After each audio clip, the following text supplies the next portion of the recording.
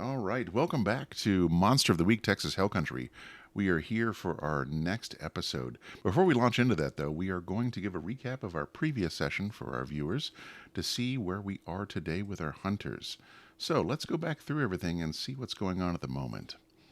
So, in our last gripping episode of Monster of the Week Texas Hell Country, our hunters confronted supernatural mysteries woven deep in the fabric of Austin itself, initiated by the unnerving disappearance of Marcus Belmont at the Eternal Vigil exhibit. This mysterious painting, central to the story, set off a chain of dark events that hinted at ancient malevolent powers at play. The narrative tension soared when a ghoul unexpectedly attacked during a pivotal conversation about Rosie's destiny as the chosen one. This violent encounter thrust Rosie's mother, Charlie, a new character introduced this episode, into the reality of the supernatural dangers surrounding her daughter. The attack underscored the rising darkness, fueled by the eerie influence of the painting that seemed to empower the ancient vampire Vladislav.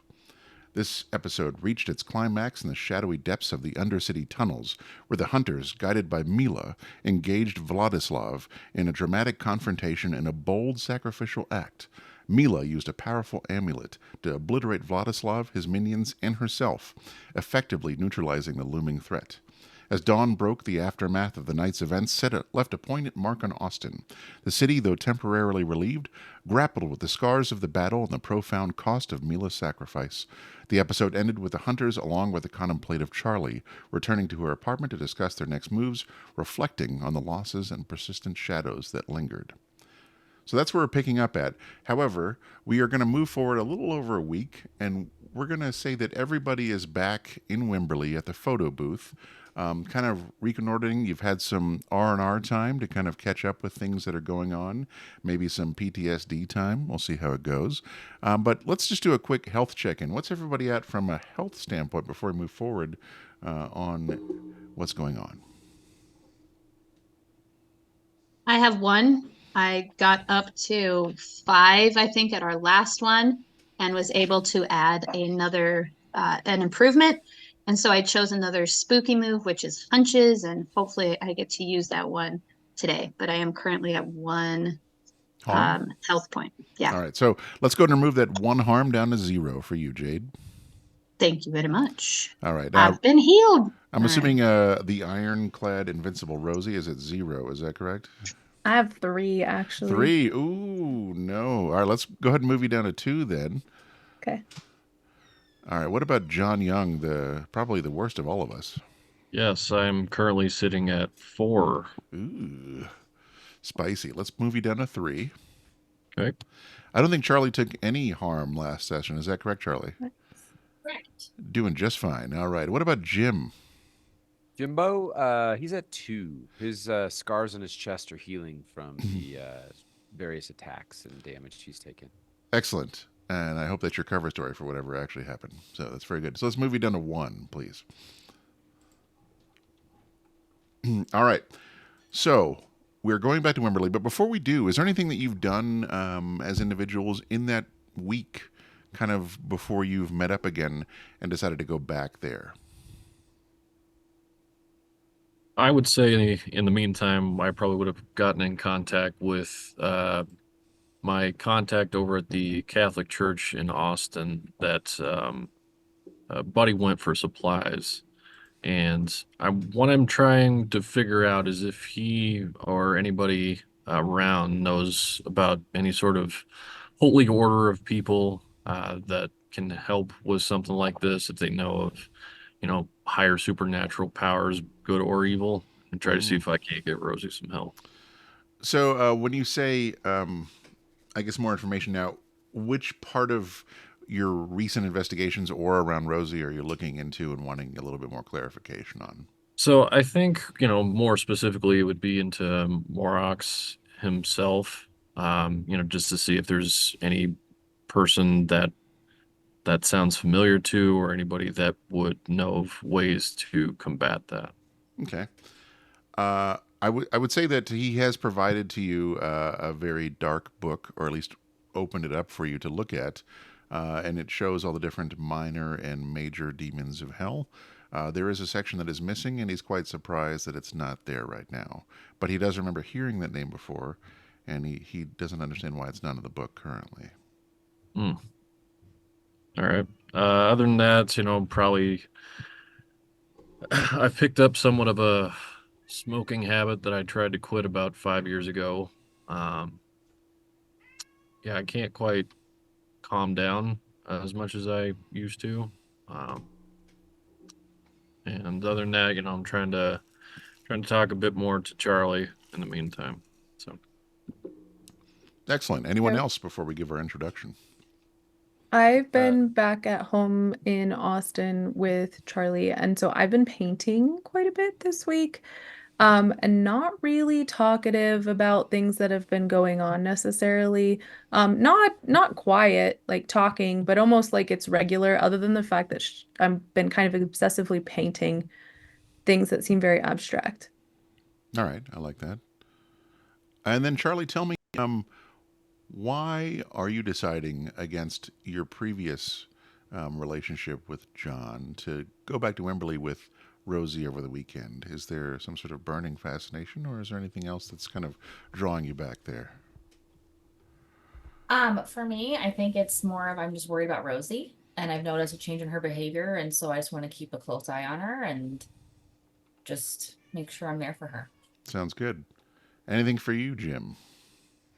yeah, Jim had his quarterly touch base with Nathan, Hmm. his supervisor, and he got reamed for irresponsible requisitions. Specifically, it was the request for the RPG. And he really got reamed, and he took it hard. He's not getting his yearly merit increase this year, Mm, and he's damaging. kind of been on a little bit of a bender. So he's as we catch up with Jim, he's not at his best. He's pretty chronically hungover, and he's actually been in a couple of bar fights that he maybe didn't fare that well in. Oof. All right. So before we launch into the filmic introduction to start this game, remember for anybody who does have a pre-mystery move that you must tell me that after we finish, because I will not go back and remind you because, so many things to manage, but I'm excited to get started. So we're going to fade in from black. The screen is filled with a panoramic vista of the Texas Hill Country at twilight. The camera sweeps over the rugged terrain, capturing the natural beauty of Enchanted Rock outside of Fredericksburg as the sun sets behind it, casting long shadows and bathing the landscape in a crimson glow. As night falls, the tranquility of the scene is underscored by a soft, ambient soundtrack, the distant calls of nocturnal animals filling the air. The camera slowly pans upwards towards the star-filled sky. Suddenly, the serenity is interrupted by pulses of strange, unnatural lights, soft at first, then growing more intense. These lights, shimmering in hues of blue and green, begin to pulsate rhythmically above the rock formation. Cut to various scenes of wildlife: a fox mid-hunt, a group of deer grazing, owls perched in the silhouettes of trees. Each animal, upon noticing the lights, stops in its tracks. Their movements cease as they look up, fixated on the spectacle above. The camera focuses on their wide, reflective eyes, capturing the reflection of the flickering lights, highlighting their rapt attention and the eerie silence that accompanies their observation. The sequence ends with a wide shot of Enchanted Rock under the night sky, the pulsating lights casting an otherworldly glow over the landscape, beckoning the agents of the BGA, sort of, voluntarily, under Jim, to uncover what lies beneath this supernatural phenomenon. Cut to black, and so we begin. I would like to have see what I can find out from my premonitions. All right, let's have that roll happen. Let's do it. Here we go. Hang on, let me get to my character sheet. And we are going to roll.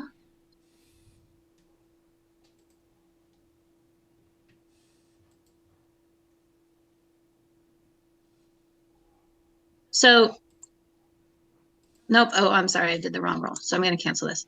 All right.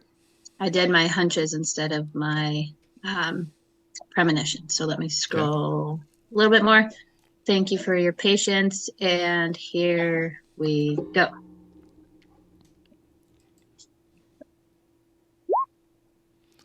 All right, what does that That is 9 get you?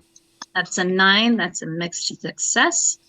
I get clouded images of something bad that is yet to happen, and I mark experience if I stop it. Okay. So what you see looks like some sort of weird, like almost like a feral, unnatural creature that you've never seen before. It sort of stands on its haunches. It's hairless. It has glowing eyes, and it looks as though it is both confused and scared. And then you hear noises from the dark as something with red eyes appears and seems to attack it and kill it there in the middle of the brush. Okay. What about you, Rosie? Do you have one for me?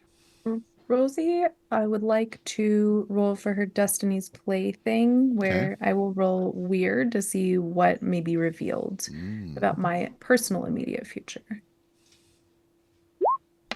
That is a failure. So failure on that, something bad will happen to me. Okay, all right, we will go with that. Anybody else have a mystery move? I'll take the silence to mean no there, since a lot of you don't. I feel like there's a yes in the crowd somewhere, not being realized. Are you saying that because you know there's a yes in the crowd? No, All right. but you do. All right, so let me bring this up here. Here's how we're going to start this off. Let's bring up the many windows I have going on here. Let's see. Let me find. There we go. All right, so Jim, we're going to start off by saying that you're going to get an agency request from Nathan. All right? I am going to show this to you, and then I'm also going to read it out loud for our wonderful audience. Okay. It says, Dear Jim, we are contacting you with an urgent request concerning a series of unexplained incidents reported in the area surrounding Enchanted Rock near Fredericksburg, Texas. Local authorities and residents have reported unusual animal mutilations and sightings that align with typical chupacabra activity. However, the nature of these incidents, coupled with an additional phenomena, suggests a deviation from standard encounters. Key points of concern. Animal mutilations. Several cases of livestock found drained of blood have been documented the past week. The precision of the mutilations bears the hallmark of chupacabra activity, yet the frequency and brutality are unprecedented. Unusual aerial phenomena. More intriguingly, there have been multiple reports of strange lights observed in the night sky around the area. These lights do not correspond to any known aircraft or natural celestial events and have been described as erratic and patterned, hinting at possible unnatural origin. Given the confluence of these events, your mission is to proceed to the Fredericksburg area, particularly around Enchanted Rock, to conduct a thorough investigation. We need to ascertain the nature of these occurrences, determine if they are interconnected, and assess any potential threats to national security or public safety. Your objectives: gather detailed reports, collect all available local law enforcement and eyewitness accounts regarding the animal attacks and aerial phenomena. Conduct a field investigation. Perform on-site examinations to look for any evidence that could explain the unusual activity or suggest extraterrestrial involvement. Monitor aerial phenomena. Use standard BGA equipment to monitor the skies for any further occurrences of the reported lights. This situation requires your immediate attention. Given the unusual nature of these reports, combined with your expertise in handling extranormal events, we believe you are well suited to lead this investigation. Please ensure all findings are documented thoroughly and communicated back to the agency on a daily basis. Additional notes: exercise caution and discretion. This area is popular with tourists and hikers, making it essential to conduct the investigation with minimal public awareness to avoid panic or interference. Thank you for your prompt attention to this matter. We await your preliminary report with anticipation. Jim's a little frustrated reading this because it doesn't even mention our touch base, and it seems like everything's fine, but that's cool. So after I sort of deal with those internal emotions, I will take this communication. I'm going to walk down to the office and see if I can get them to print it out on the dot matrix printer. And then I'm going to rally the troops and head to the photo booth. Excellent. So we'll say that you come into the photo booth with your dot matrix information. What are you sharing with them exactly, Jim? I am actually going to read this aloud to everyone to make sure everyone understands where we're at. After I meticulously pull off the little dotted edges on each side and throw them in the trash.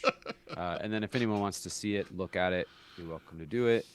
And then I'm just going to sort of slump in a chair and just sigh heavily while everyone kind of ingests the information.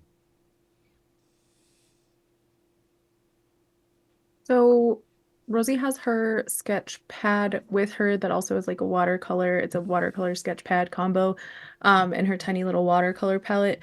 And she kind of turns back a couple pages in the book, and she kind of just hands it to Jim, and she's like, "Did they give you any pictures?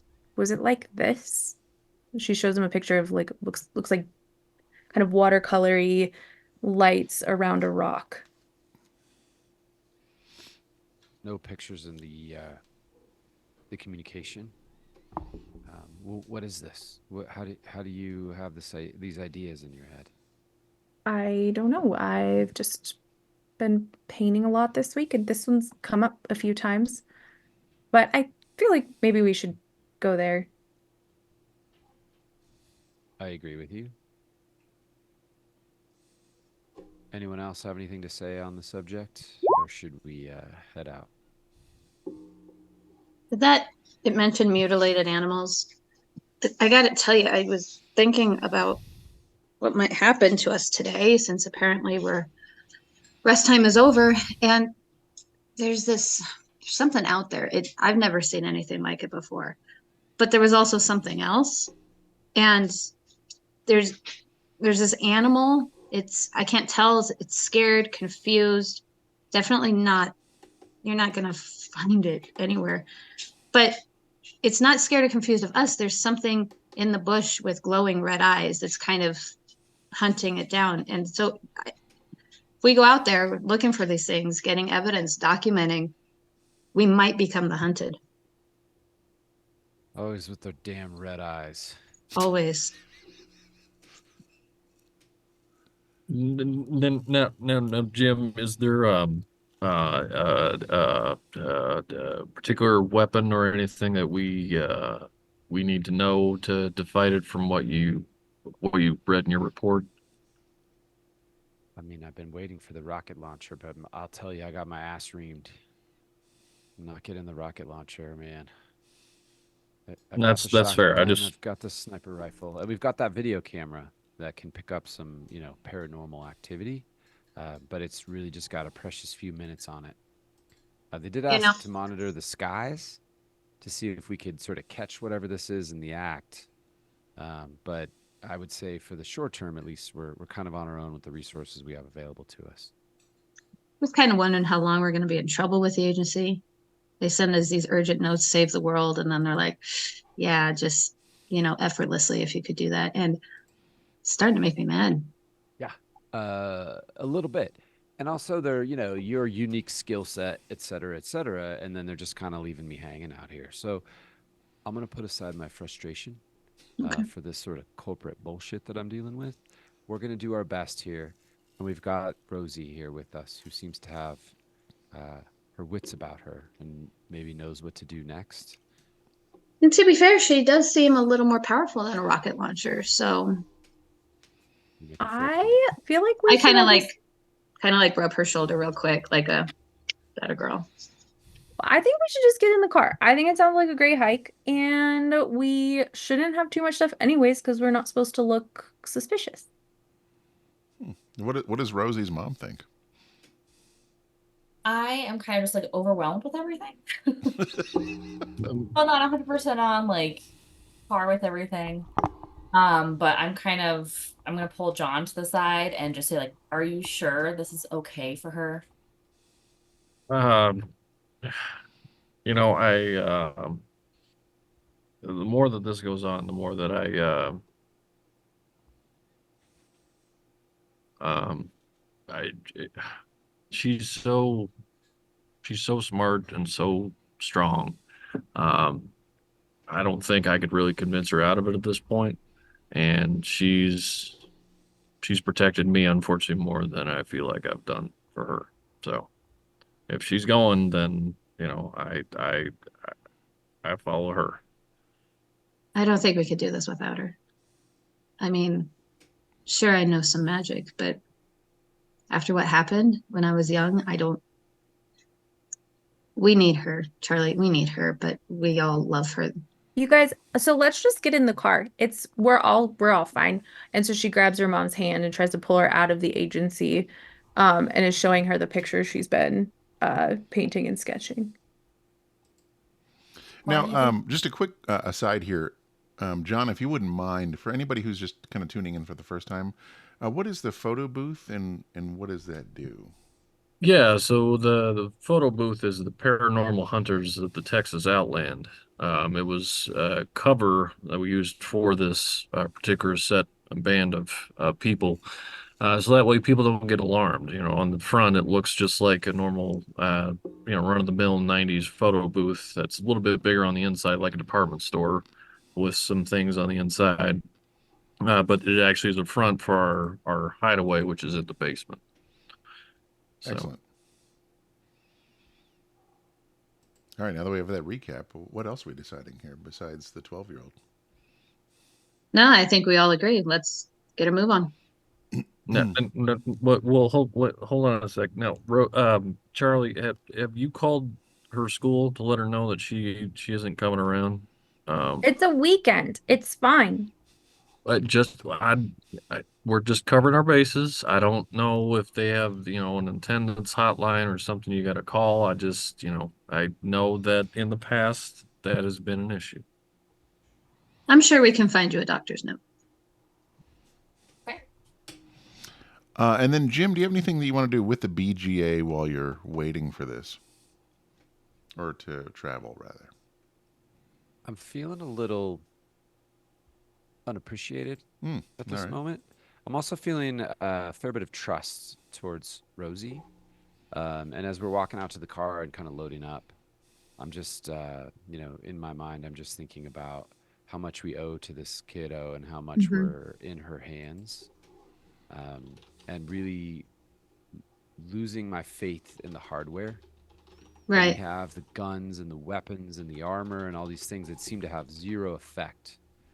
And really just committing in my mind that we need to, kind of lean into Rosie and her intuition. But also she seems to possess the only weapons that really matter here, which is that weird little necklace she has.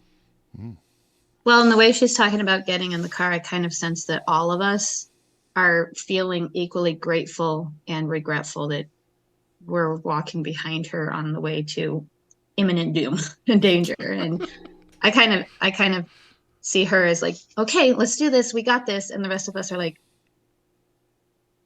I mean, you're right, but damn it, So Rosie's just showing all of you guys the watercolor painting she has. She's done some acrylics at home that they left in Austin, but it's a very similar, just different perspectives of this, what she's pretty sure now is the Enchanted Rock with the different lights around it. And she doesn't seem super worried at this point, just very excited to get going. And for our listeners, and also for anybody here who is one of our hunters, it does look identical to Enchanted Rock, which is a giant basalt dome outside of Fredericksburg. Very picturesque, wonderful place to go visit. But that's what it looks like, and it is identical to what you know of as Enchanted Rock as people who live in Texas. Yeah. Now, Rosie, that's beautiful. You should be hanging more of that stuff up in the house. I don't think we have enough of that. Enough of that in the front room. There's a lot in my room. We can take whatever you want out there. Well, I appreciate it. might be the largest, most memorable postcard we'll keep. Okay, right. so which All right. one of you is driving? Because nobody's moving very fast. You're right. You're right. Okay, girl, let's go. I'll drive. It'll help calm my nerves. All right, so you're going to take the wheel of that beautiful station wagon and drive to Fredericksburg, which is about an hour away. Wait, before we leave town, Dad, you had been talking to the church again about what they were up to. Did they give you anything like refill wise? Because I feel like we had some fun things they gave us last time. I didn't get a refill on anything, but I got some information, unfortunately, that any information related to best friend unfortunately went missing, which concerns me a little bit. I don't know if people are intentionally trying to get rid of it. Who? I got a friend down in Austin that works at the Catholic church that Buddy visited. I went looking for um, i- in, information, and there was some missing stuff. So Okay. So Jim's in the passenger seat, and he's got a briefcase on his lap. And then he turns and he looks back and he's like, "Where's our hacker friend? He didn't answer our page. Has anyone now, seen him?" yeah, no, he left a note, said he'd be back. He didn't give any specifics. He just said that he had something he had to take care of. So, He's probably on a date. It's very possible. well, Lord knows that man could use some company in his life. All right. Hopefully he does a little investigative work. Well, he's out. All right. So, Okay, someone needs to start the car. yes. So we're going to say the car started. We're leaving. What time of day will we say it is, everyone? I usually decide this. You tell me today what time of day it is that we're on our way to Fredericksburg. I'm- The pressure. I'm going to say with, our morning conversation, the way the gym came in and kind of how we had a little bit extra disposition, I'm going to put us probably at about, a little past lunch, so probably 1:30. Okay. All right. So we're going to take off here. No stops for gas. You make it there within an hour. So we're at about 2:30. What is our plan of action now that we have arrived in Fredericksburg? All right. Well, girl, we're here. Like To the where rock. I would say that like Rosie's in the middle of the back seat and Charlie and I are on either side of her. So I look over and I said, "We're here." Okay, what do you got? We got to go to the rock. Okay, let's go to the rock. Jim's gonna bring the video camera. It looks like, plausibly a family video camera, so he's just gonna bring that along. And just not point it, not turn it on, just head out as if we're on a little hike. Okay. Perfect. So I'll Wait, say how long is this hike out to that rock? it's going to be about an hour. So I think okay, so Rosie goes, we do need snacks. It's a hike. And water and perhaps a rope, some weapons, everything we own, just in case. But I've low got my key. handgun for all it's gonna do for whatever we may face. Do you have bottled water? I Or is mean, this or is this early enough in the 90s to where that wasn't a thing yet? No, there was bottled water then. Fair. I mean, I For was fancy people. I don't know if I think we're past the clearly Canadian or avion phase now. We're in the regular stuff. So. Aquafina. I mean, I packed, some jerky and trail mix and, some water. I mean, I don't think it's enough for all of us, but if you're peckish, I'm sure it could tide you over. Do you have enough smokes for everyone? No, unfortunately, I'm gonna need to get another pack for anybody else that's looking for some. All right, so I'll say we put some stuff in a backpack and do like one final check before we presumably walk away from the car for a goodly amount of time, though the hike is short. Do people camp around this rock? Nearby? They can, yeah. Okay. I wouldn't say it's wildly used for that purpose, but they certainly can go camp out there. There might be. Okay. Rosie asked to stop by a gas station. All right, you stop at the gas station. What would you like from the gas station besides beautiful Sunny D? Yeah, so she goes and grabs the Sunny D, and so she's kind of wait, who went in with me? I went in with you. Okay. So I am handing you the things as I pick them up. So first I shove a Sunny D in your arms, a smaller one. And then I'm going down like the more camping side of it, and I put a bottle of butane in your arms, and then proceed to put like a 6-pack of lighters into your arms, and then tell you that we're ready to go. I kind of look over at you, and because of my recent like guilt about having you so involved in all this scary stuff, I'm kind of just glancing around for anything that can help. I think I'm also dealing with a lot of doubt of my capabilities, especially up against a 12-year-old. So I find myself starting to rely on tangible things more than magic a little bit. So I'm just kind of looking around and seeing what might be helpful, All right. considering a lot of things. I also grab a flashlight and I'm like, can I get another pack of Camel 99s? You got any? Yeah, you just want one pack? You know what? Actually, better make it two. You never know. All right, slides 2 over. Jade, so what is it you're looking for? And I can tell you whether it's there or not. Anything, I guess it kind of depends on like if this is a Texaco or more 7-Eleven-ish. Maybe if there's like a small shovel or spare batteries, like what I kind of want, like at the risk of saying my own name, kind of want your household staples. I mean, that could be me, but so I just like just in case things. If this is the kind of place that's just like drinks, candy, chips, jerky, cigarettes, then I'm kind of finding it useless. So I guess what do I see that could be necessary in an Okay. emergency situation? For sure. Like, So I would say it's more of a Texaco, but that's not a bad thing because I think Texacos have more than the 7-Eleven. But there are no shovels, but there's flashlights, batteries, other sort of things you might need around the house, first aid kits, anything like that. There's some sisal rope in case you want to, use that for anything. okay. Is there motor oil? There is motor oil, yes. I do want to grab a quart or two of that because if we lose this ride, then who knows? The agency's going to be like, here's some walking sticks. Good night. So I think I want to grab a couple quarts of motor oil. Okay. I'll take the rope. Rosie got lighters and butane. Ask John, did you get enough batteries for those lights? I didn't grab any, but yeah, I could grab some. Yeah. I grab a couple of D-size batteries.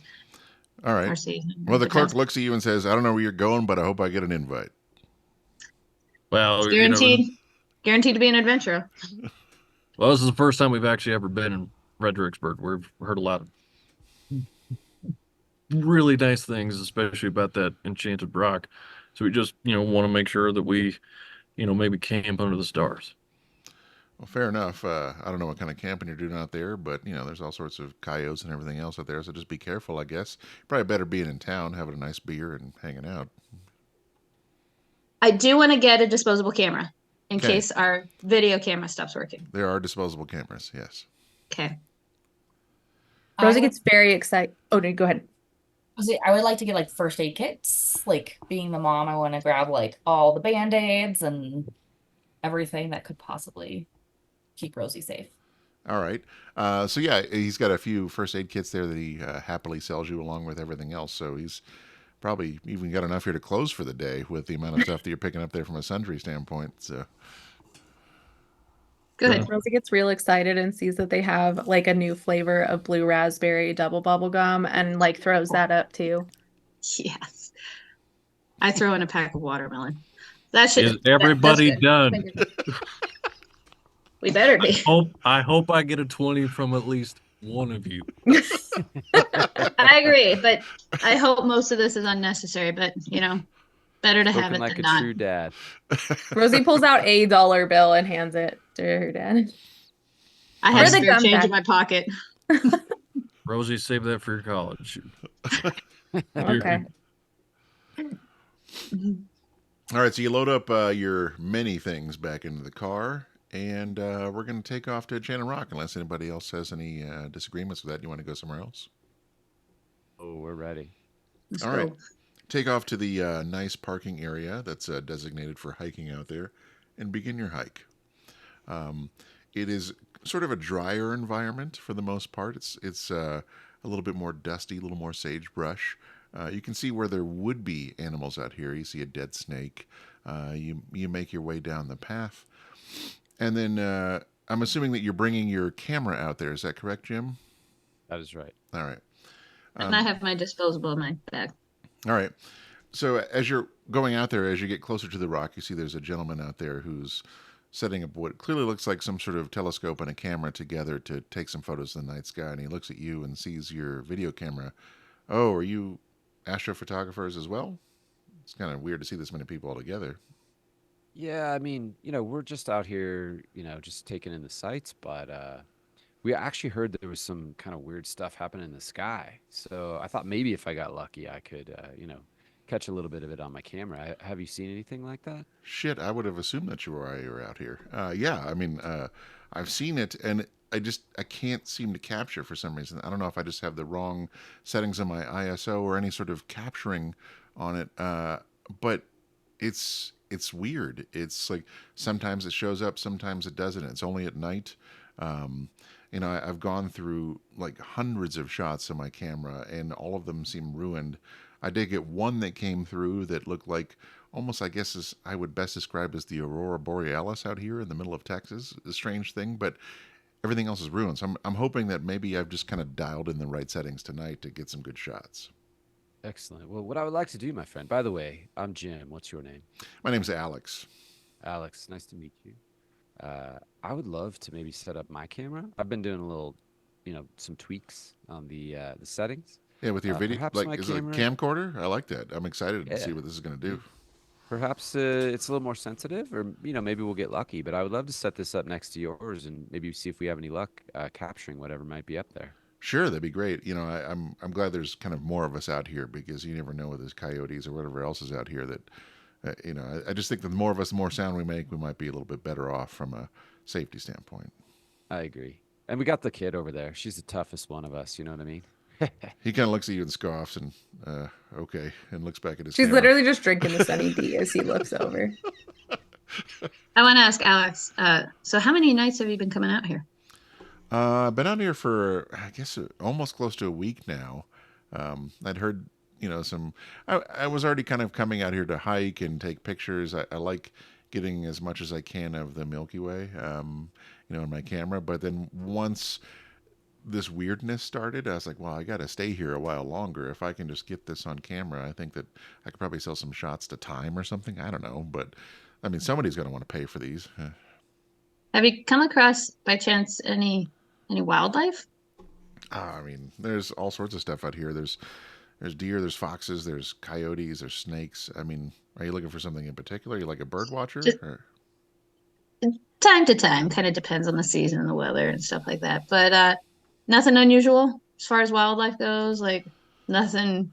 I Well, don't know, mutilated, something that looks a little funny, just anything like that. Like how creepy are we talking? You know what I I mean? mean that's kind of a jump in the conversation, but yeah, I mean I've heard about that happening. I haven't seen it.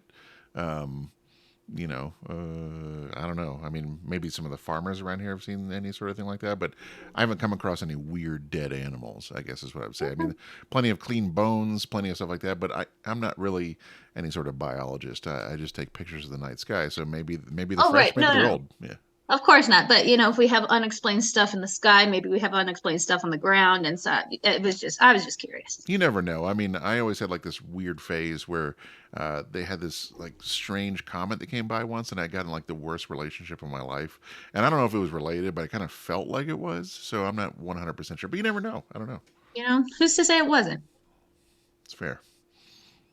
So Jim's going to set up his camcorder next to Alex's equipment and kind of, just rely on him a little bit since he sort of knows what's happening and knows where to point the camera and kind of what to look for. Okay. And then as you're doing this, you notice that Rosie is starting to kind of meander towards the rock.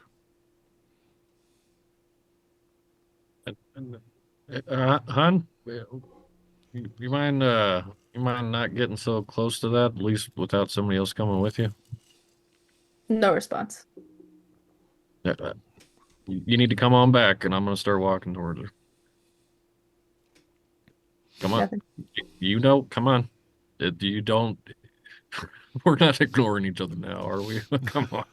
I So kind of want to jog up to her and just see if I can like see what's on her face, if she has just kind of a total So absence or if she's ignoring him. I would say for just a brief moment as she's walking towards the rock, you look at her face and you look into her eyes, and I guess as I would best describe it, for like just like the smallest of flashes of a second, you see what looks like the cosmos in her eyes, and then the regular eyes again. What are you doing over here? What? Well, I'm pretty sure that Sunny D went bad on you at some point because we lost you and you weren't listening to anything I was saying. I'm just going to the rock. Mm, I don't believe you. I love you more than life itself, but you tend to answer me pretty quickly, so the fact that you didn't bothers me a little bit. I didn't even hear you. I was just trying to go to the rock. Well, you can go explain that to your mom. Okay. Mom, can you come with me to the rock? So I'll come up and I'll take Rosie's hand and just say, Rosie, I think we need to kind of stay over here. You want to come help me over here and try and find some flowers or something? Like, come on, let's over here. No, so she pulls the drawings back out of her back. She's like, I want to look at the rock from this point. what do So you think you're gonna find? I don't know. That's just what I want. I feel like you see something we don't. I don't know why I want it. I just know that it's kind of been in my head all week, and I would like to see it from this view. I kind of look at John and Charlie and I'm like, So I'm gonna have Rosie like show me the picture more up close, and I'm gonna say, okay, from what point of view? Like, where do we have to go? I might need some Monster Keeper help on that one. Well, you wouldn't want to go to the top of the rock. Okay, so you'd have to see from the top. So she's pointing around and she's saying, I'm trying to figure out how to get up. I don't think we're gonna go up right now. So you want to wait till it's dark to go up? No. So then right now. Why doesn't somebody else go up there first? Make sure there's at least a way up, and then No, I want to go up. And she like pushes them away and starts trying to run towards the top. can I roll a hunch real quick? Yes, and so I will also say just real fast from a clarification standpoint that it's about a good 30 to 45-minute walk to the top of it. It's not going to be like we're just going to sprint up there. So you do actually. That's fair, but she's still running towards that Perfect. path. All right. Go ahead there with your hunch.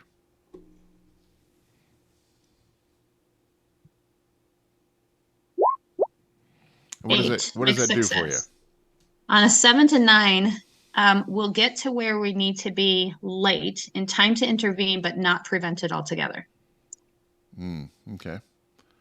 And the hunch is about when something bad is happening or just about to happen. Okay. So we get there late in time to intervene, but not prevent it. Okay. So let's just do a quick camera shot here, and let's go back to Jim for a moment. Jim, as you're kind of sitting there and setting up with Alex, you do notice that from, I guess, just the brush around you, there's like a little bit of a weird noise to your right. It's almost like a clicking vocal gurgling noise, and you're not quite sure what it is. So you look over, but you don't see anything. But you see like a little bit of the brush moves, and then it gets like a little bit further away. And whatever it was you think might not be there right now. So I see this and I'm disturbed by this, but what I find most disturbing at this moment is that Rosie's running away from us. Mm-hmm. And so what Jim's actually going to do is he's going to just sort of instinctively, check to make sure his firearm is under his jacket, and then he's going to disconnect the camera from the tripod, and he's going to turn and he's going to run after Rosie, because he just doesn't want it to be very far away from where she is and whatever she's about to see. Okay. So it takes only a couple minutes for you to catch up to everyone there who's hanging out with Rosie, figuring out what the next step is.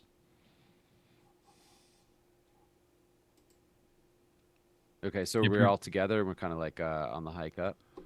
So is that your plan? Is you are going to hike up to the top of the rock? Yeah, did you guys just stop and now you're following me, or what does that look I'm like? just following the kid here. did you run away from us? Yeah, and then I just keep turning back and saying, we have to get to the top. I'm Can I gonna try. investigate a mystery? Tell me what you're doing to investigate that mystery. I'm looking at the rock. I'm watching. I mean, I guess this would be something Buddy might be better with, like with connect the dots. But we've been asked to come here. Rosie's clearly like under this kind of magnetic spell to get to the top of it. Mm-hmm. And based on my premonition, of this area and what's happening in the bush and stuff like that. I just want to see if I can figure out, or at least be able to ask a question. So are you, I guess, looking at the rock? Is that what you're doing? Because to investigate it, you need to do something observable that would make sense to ask the question. Yes, I am looking at the rock, but not just like, oh, that's nice. Like I'm seeing all these things happen and it's making me suspicious of the rock. Okay, so I'm going to say you can roll for that, but do a -1 forward on it. Only because I want a little more specificity, but otherwise I think that we can move forward with an investigative mystery. Okay, we'll see what it does with my disabled, You see, my disabled functionality right now. Oh, And that would be a failure. So well, give yourself an experience point, thank you. and you're picking up nothing. Love that. Super helpful. so effectively what's happening is when you guys are coming towards Rosie, she'll do things like maybe skip a little bit forward, and she's just like trying to get you guys to come with her, and she doesn't seem like reactive to the anger or frustration at all. How windy is this trail? Like if we hang back maybe 50 yards, Mm-hmm. can we still see her, or are there switchbacks and she's kind of like we're having to kind of jog a little bit to keep up? There's some pretty decent switchbacks. You're going to jog a little bit to keep up if you hang back 50 yards. Could have gotten a Red Bull. As soon as the next switchback she gets out of sight, I'm going to try to manipulate her. All right. So before you try to manipulate her, tell me what you're saying to her as the quid pro quo in order to manipulate her and what you're trying to achieve. I'm going to say, Rosanna Annabelle Young, if you get out of my sight one more time, I swear to you, girl, as the day is long, you will never step foot out of my house if you continue to be under my roof. All right, make that roll happen. There.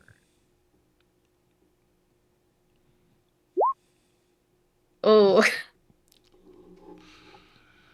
All right, I would say that you succeed. So how are you responding to that, Rosie?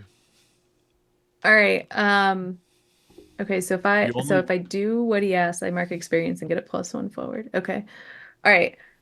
She stops where she is and she's kind of above where they are because it's on a switchback, and she looks down. She says, I'm stopping right now, but we have to go to the top. So I'll hold your hand or whatever it is you want me to do, but we're going up.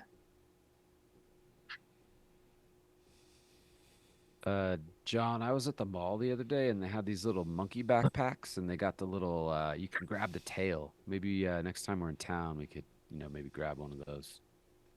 Are you talking about putting a leash on the most powerful one in our group? I am actually. No, it's fine. She's just she's grown up and it's fine. Just let's keep going. And as you were having this conversation, you do hear a scream back from where you started, almost like a blood-curdling scream that goes suddenly silent. Was that Alex?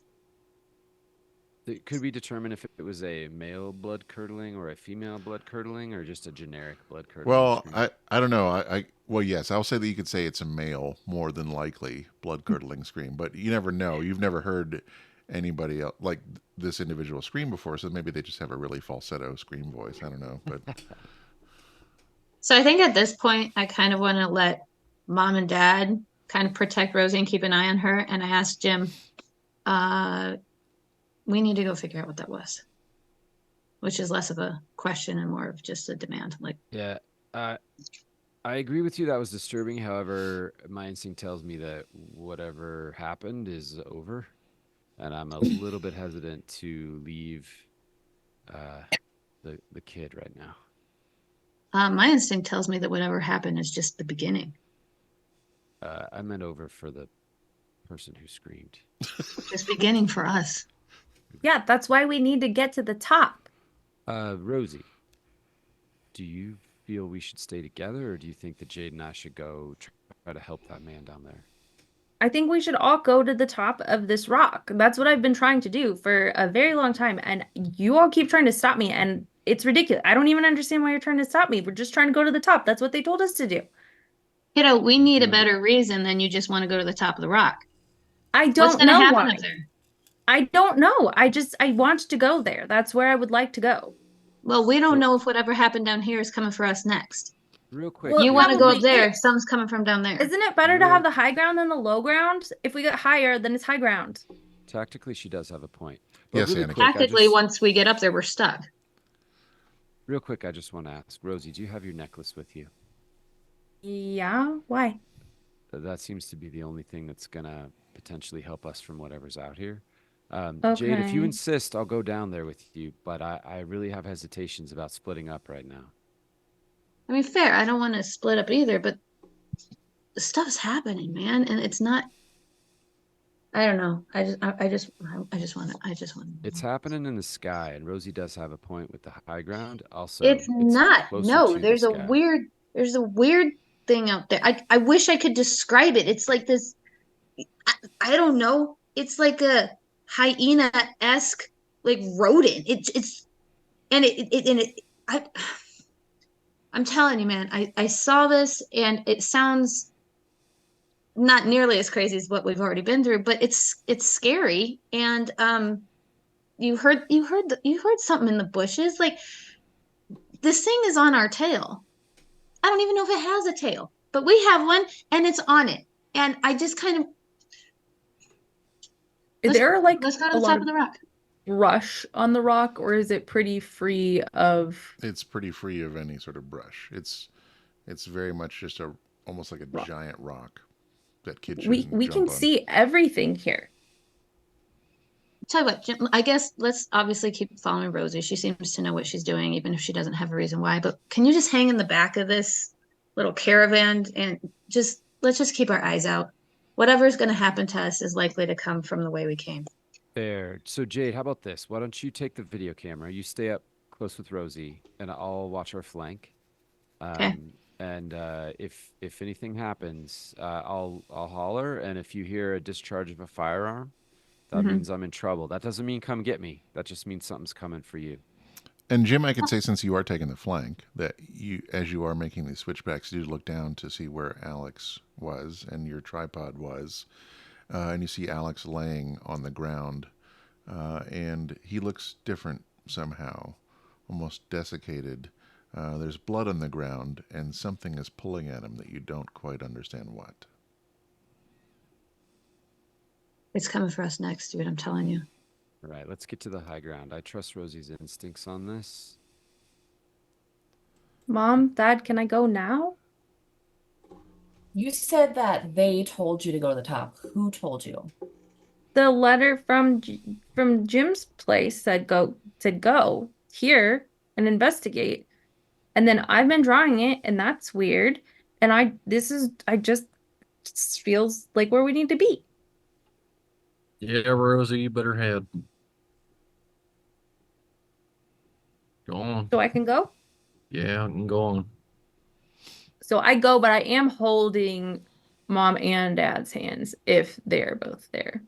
No, I'm trying to run with you. My legs just ain't what they used to. We can walk. It's okay. All right. If you need to go on ahead, we'll be right behind you. All right, so after some minutes of doing some various switchbacks and hiking up there, you do finally make it to the top. Very flat surface. And you don't see much up here besides another hiker who looks a little bit scared and nervous, who sees you coming up there. And you're not sure, but I would say that Rosie feels slightly calmer up here than she was at the base for some reason that's unexplained. Do we have a view of Alex's former position from where we are? You certainly do. Okay. Jade, would you mind very quickly just pointing that camera down there, zoom as close as you can, and see if you pick up anything odd Sure. from our buddy Alex? Is it one of those big shoulder ones? It sure is. Nice. All right. So I turn it on and I do a little upward switch, right? Okay. And I'm trying to zoom in. All right. How far can I zoom? Like, what am I able to detect? You can get pretty close, I would say. You could probably get his body in the frame for the most part. Okay. So I press record and I assume I see it like moving. Like, am I able to see what's dragging the body? Yeah, so whatever was there before, with the amount of time that it's taking you to get to the top, has stopped dragging his body. But you do notice that as you are zooming in on it, his body is different now. It's clearly been a recipient of a very savage attack, but now is more gaunt than it was before. Almost like it has lost something, and is almost eerie to look at. It's very, I mean, you've seen plenty of dead bodies in your lifetime, but there's something Sure. very difficult about looking at this one. So I want to like just hold the camera on his body for a Mhm. minute. And how long did it take? How long did it take us to get to the top of the rock? You said from About 30 to when 45 minutes. So I want to like pan like the track or any sort of track that's been left in the dirt from him being dragged to kind of get a sense of how far the body traveled in that time, which I kind of want to start thinking about the size and power and speed of whatever was making it move. Like See, it went Yeah, I would say that 10 you can see feet. that So I want it's to moved just pan about the camera over. 10 yards or so. And then you do notice that there's almost like some sort of like small black cloud that seems to be dissipating further and further away from the rock into the brush. Okay. Is that only It's a something? black cloud. Like, is it dust looking or is it more I mean, like it looks like vapory dust, looking? but you can't see it when you're not looking through the camera. Got it. Okay. So I'm still recording this and I'm just really focused on that. And you So have about 30 seconds left of recording Yeah, time before the remember, battery's Jade, dead. we don't have very much time on this thing, so please Okay. turn it off for now. So I pan over, I go back to where the dust is, or the cloud, and I stop recording. Keeper, regarding this other hiker up here, are they still up here? And if so, can I They are. converse with them? Yeah, absolutely. Is this, can you describe this person to me? Yeah, it's a lone female hiker. She kind of looks at you like really nervously and is like, Okay. I'm gonna walk over to her and say, "Good evening, madam. Perhaps do you have any military experience, and by chance, are you armed?" What? No. Hey. What was that scream? I'm not sure, but we're here all together, and we're in a really excellent position to defend ourselves. I'm just wondering if you have any combat experience, perhaps military, police. Defend ourselves from what? And what? No, none of those things. I'm just here All right. hiking. Jim, Well- you have the bedside manner of a doctor in a morgue. Calm down. All right, pardon I was me, just ma'am. checking. My friend over here, he's gotten a little startled. It's fine. What is your name? My name is Claire. Okay, Claire. Pardon me. My name is John. I'm here with my family. It's my daughter Rosie over there, along with my lovely ex-wife Charlie, and we're out here for a lovely little hike. As you Uncle see, we Jim, brought by the our way. camera. We're here to kind of observe some stuff. We did notice. I don't know. It sounds like you saw that gentleman down there. Unfortunately, it looks like something may have got him. I didn't see So any gentleman. I just heard a scream. What gentleman are we talking about? there was a gentleman down there that was going to be looking at the stars here later, but unfortunately, that scream came from him. I believe that he's in distress, and what we're going to attempt to do, So we should go help him then, right? we're going to try to go help him. But Let's go. Okay, well, here, that's why my friend over there was asking if you had something in case the thing came back. What thing and what military? What are you talking about? Do I'm you have just any medical saying. training? Are you a nurse or perhaps a physician of any kind? No, I'm an accountant. Why don't you just let us take the lead? We're on our way to go help them, and if you want, you just hang back a little bit.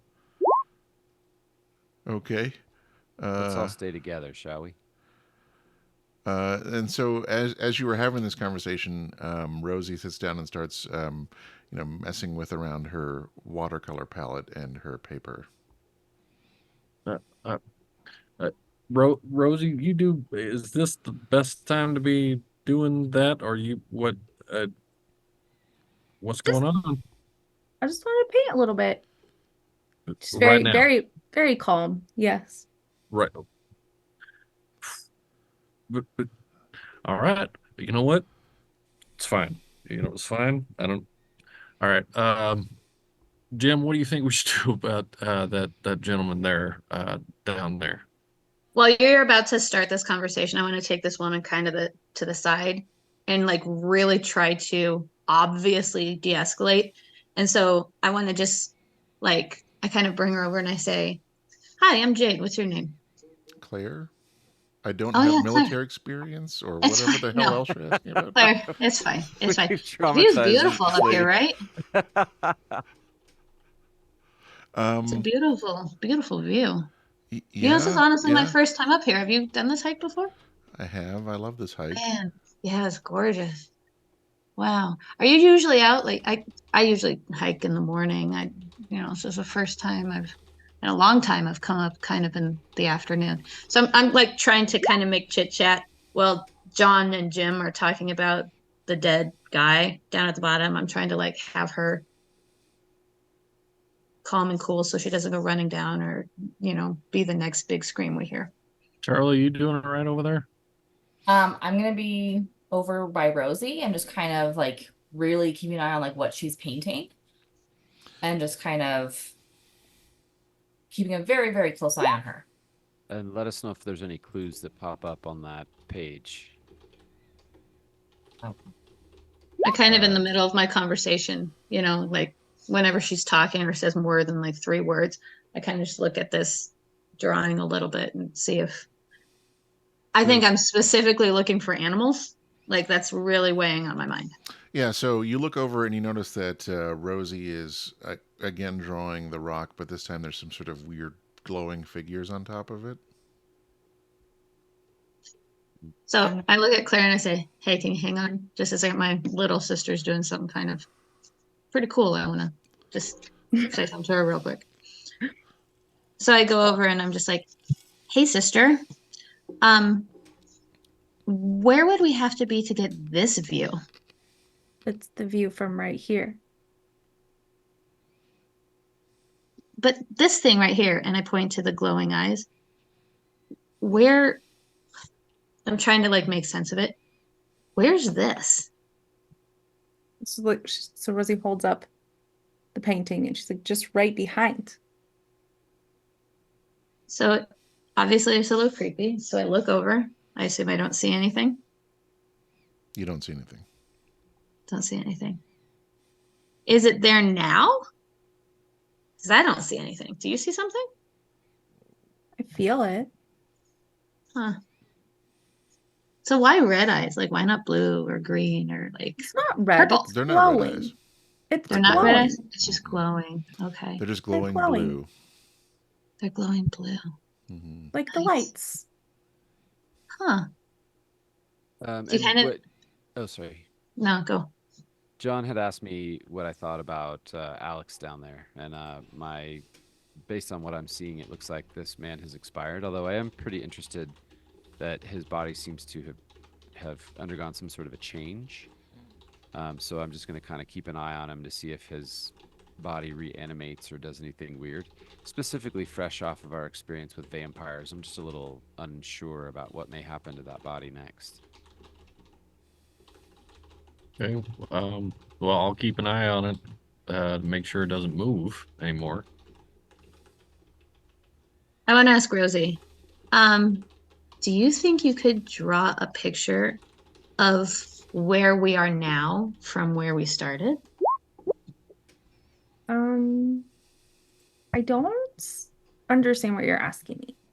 Like, remember down there at the What? God, Are you okay? what? No, Mom. Yeah, no. That's, yeah. Pardon me. I just, I got a little scared of heights. If I could, if I could borrow any one of you, just, yeah, I just need something for a second. Just don't mind me. Mom, That's a little something. Mom, can you help look him? over He's at never Claire been and I scared say, of he's heights. had a long day. I'm gonna walk over to John. Hey. Hey. What's going on? Just, so you've been with us for a little bit, and Get to me. What's going on? I'm a little freaked yeah, out. no, I had kind of a daydream of a creature with big red eyes that kind of came out and tried to tried to bite me, and I panicked. I'm sorry. Uh, I'm good now. I got to smoke. I'm just gonna, try to walk it off. It's all good. But Kind of overhear this a little bit, and I want to ask Rosie. So, does your glowing eye creature have sharp teeth? No. Okay, and you it, guys. it it wasn't just one though. It was a lot. Like a lot of creatures. Yeah, there was a lot of. Like we were on this rock and it happened. Yeah, no, it was like literally I was standing there, and then all of a sudden they just started swarming me. So Cool. That's yeah. I don't know what you guys are talking about. It's just the light. Rosie. What do you? Go ahead, Charlie. Rosie, what do you mean the light? The light. The light creatures. The figures. Can you explain it more to me? It's more of a feeling. This kind of shows it. Rosie, Are you scared of this feeling right now? No. Rosie, could Huh. you point to where you see the lights, and maybe I could look at it through the camera? I don't see them right now. Hmm. I just feel them. Is this a different feeling than at the bottom of the trail? No, I've wanted to come here the whole time. I told you that. Well, I know, but now that we're up here, do you feel I- differently? I feel very calm. I'm very happy. I feel content right now. Okay, okay. I don't really need to do anything else. Not right now. Think we should head down and see if we have another oh, you know what? Remember how we got gum earlier? I think I might have left that down by the car. Would you want to come grab a piece with me? I don't know. I kind of like it here. Yeah, I mean it is very pretty. I kind of just don't want to get stuck up here at night. But that's when we'll be able to see them. True, but I think we could probably see the sky from down at the bottom of the trail. But not the creatures. Why not? This is where they're from. And then they're not going to be down at the bottom of the trail. Not the ones I'm talking about. So help me understand something. The creatures are the lights, or are they two different things I don't know what you're talking about. I'm talking about the lights. in the sky? Yeah, and on the rock. What if we check out the skylights first? Well, we And can see maybe them from here. we can also see them from the bottom of the trail. I'm just saying, I don't think this is going to happen, but if something comes up here and we can't get down, we don't really have an escape route. So maybe tonight we look at the lights and see what happens, and then maybe we come back tomorrow and see if we can find your friends, because it's important that you feel safe. It's super important, but it's also kind of important that we feel safe too. Well, then We- how about I stay here and you guys go down? No, You're funny. no. You're coming with us, and also we need to talk to way more people to know exactly what's going on. Hannah, I appreciate the fact that you got a warm and fuzzy feeling from these lights, but if if we're gonna try to figure this out, then we need a better idea of what we're dealing with. Jim pulls out his sidearm, and he says, "My friends, I suggest we huddle together. Please protect Rosie. I feel that we're in immediate danger." And I don't want to freak anybody out here, but did anyone else hear the word Morax just kind of whisper across the wind? But no. Well, I did. Rosie, I gotta agree with your dad. It's time to go. And I'm glad that you feel calm about this, but after what we've been through, I just don't want to take any chances tonight. So how about we go get a piece of gum, go maybe get an early dinner or something like that, and let's come back later. So we agreed Hmm, retreat down the mountain, or we're making a stand. Tell you what, give you a piggyback ride if you want. I don't think I want to go. Right? But we think you need to go.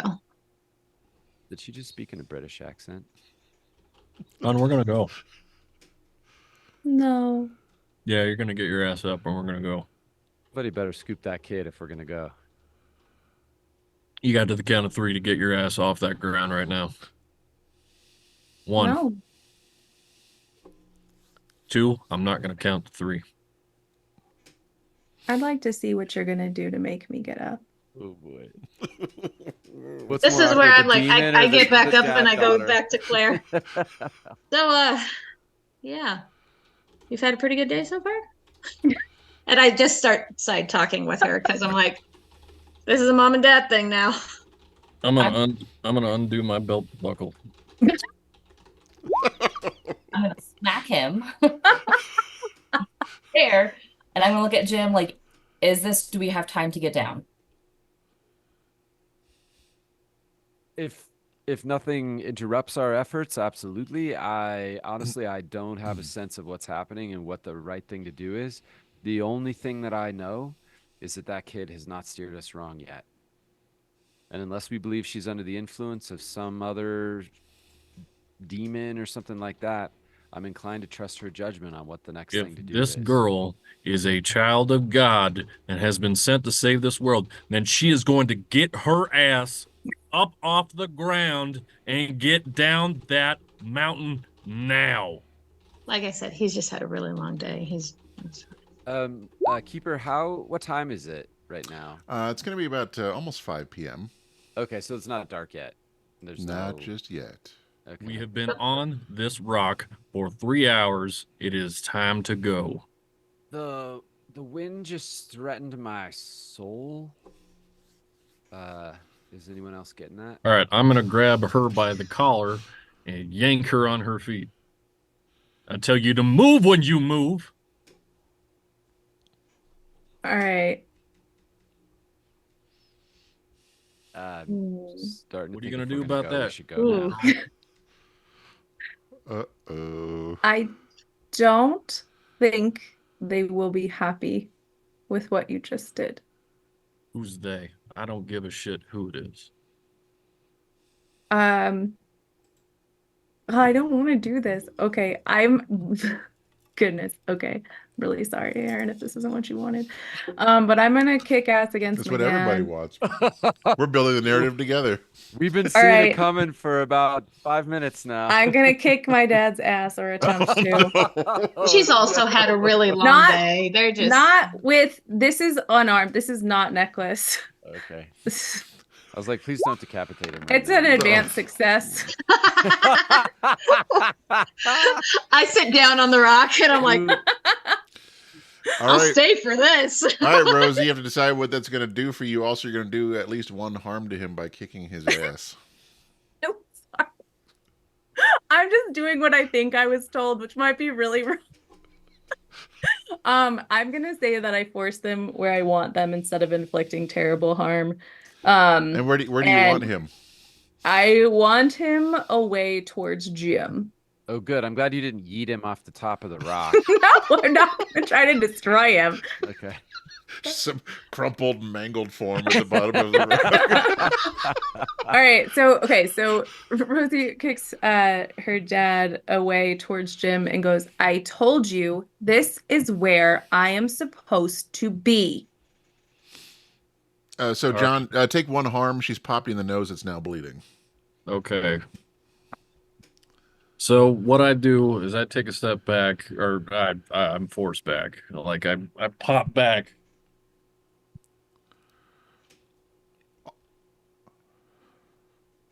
Huh. So that's how it's gonna be, huh? Okay.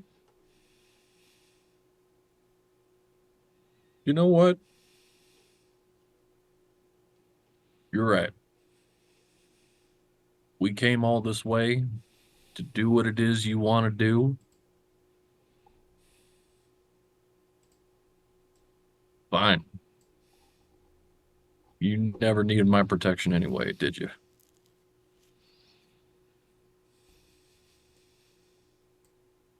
And I'm Rosie just gonna sits- sit. I'm just gonna sit.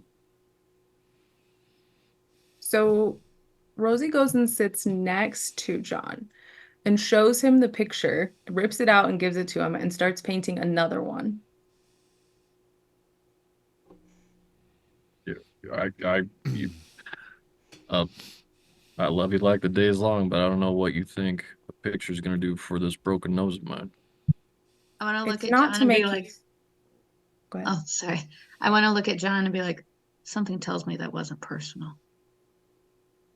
I feel like she's like being channeled. What are you gonna say, Rosie? Sorry. This is just so you know what I'm talking about. I am not talking about a red-eyed monster. And also, just so you know, your dad is now unstable back at 4 harm. Oh, it. I'm His bleeding nose will not stop bleeding. I'm good. You don't look too good. No, you Can I, know, she taught me a can I lot. do? Can I use my medic action here to do first aid? You certainly can, since I believe Charlie brought some first aid kits with you as Okay, well. so I'm gonna roll cool. Well, let's make it cool, homie. See if I have a modifier.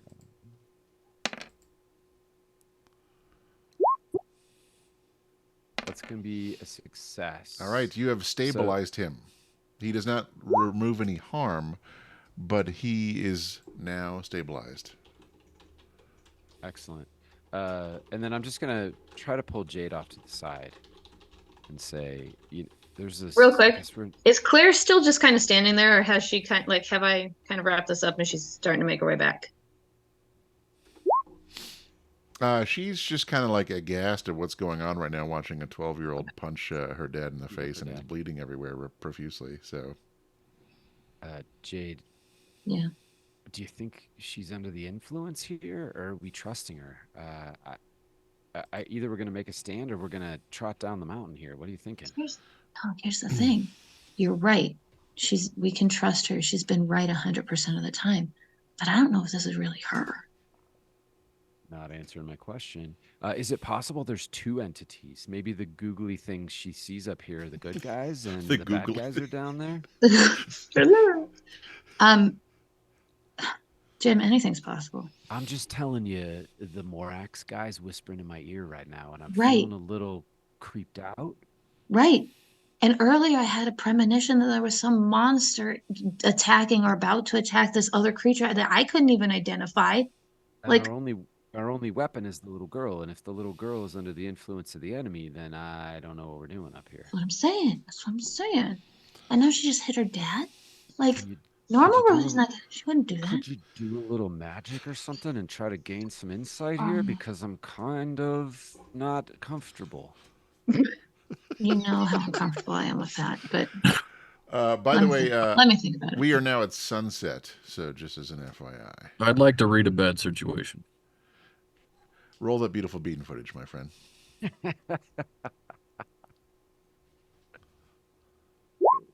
Oof.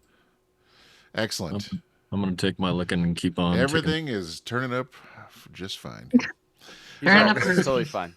All right, so here's what I'm going to say is that, Jade, as you're looking around and having this very wild-eyed conversation, you do notice that there is a creature down there that looks just like the one from your vision, right? So we're just going to make it so that everybody can see this little creature.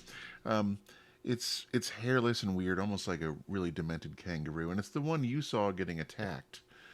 And Guys, this is what I'm saying. It's a hyena mouse. And it looks like it's probably around 4 feet tall or so. And as you were looking at it, you see some sort of weird darkness come from the brush behind it, and then grab it, decapitating it, and pulls its body back into the brush itself. So Rosie, I want to. what's- Oh Oh, yeah, no. sorry. I was Rosie, about what's to get over your here? attention on it. She goes, that was a chupacabra. Right. Do their eyes glow red? Just curious. What killed No. it, Rosie? What decapitated the chupacabra? But I don't know. But it's not there now. What were you saying there, Jade? I didn't quite hear whatever you were asking to do. Haven't decided yet. Okay. So here's what we're going to do. Why don't we take our little break now, since we're kind of at a good thought break for the moment. You've seen a chupacabra or something get beheaded. We're stuck on the rock. John is no longer, unstable. We'll figure it out from here. So why don't we come back in 10 minutes at 8:35 and then continue our story from here? Is that good for everyone? Yep. Excellent. All right, let me bring us back over to intermission for everyone listening.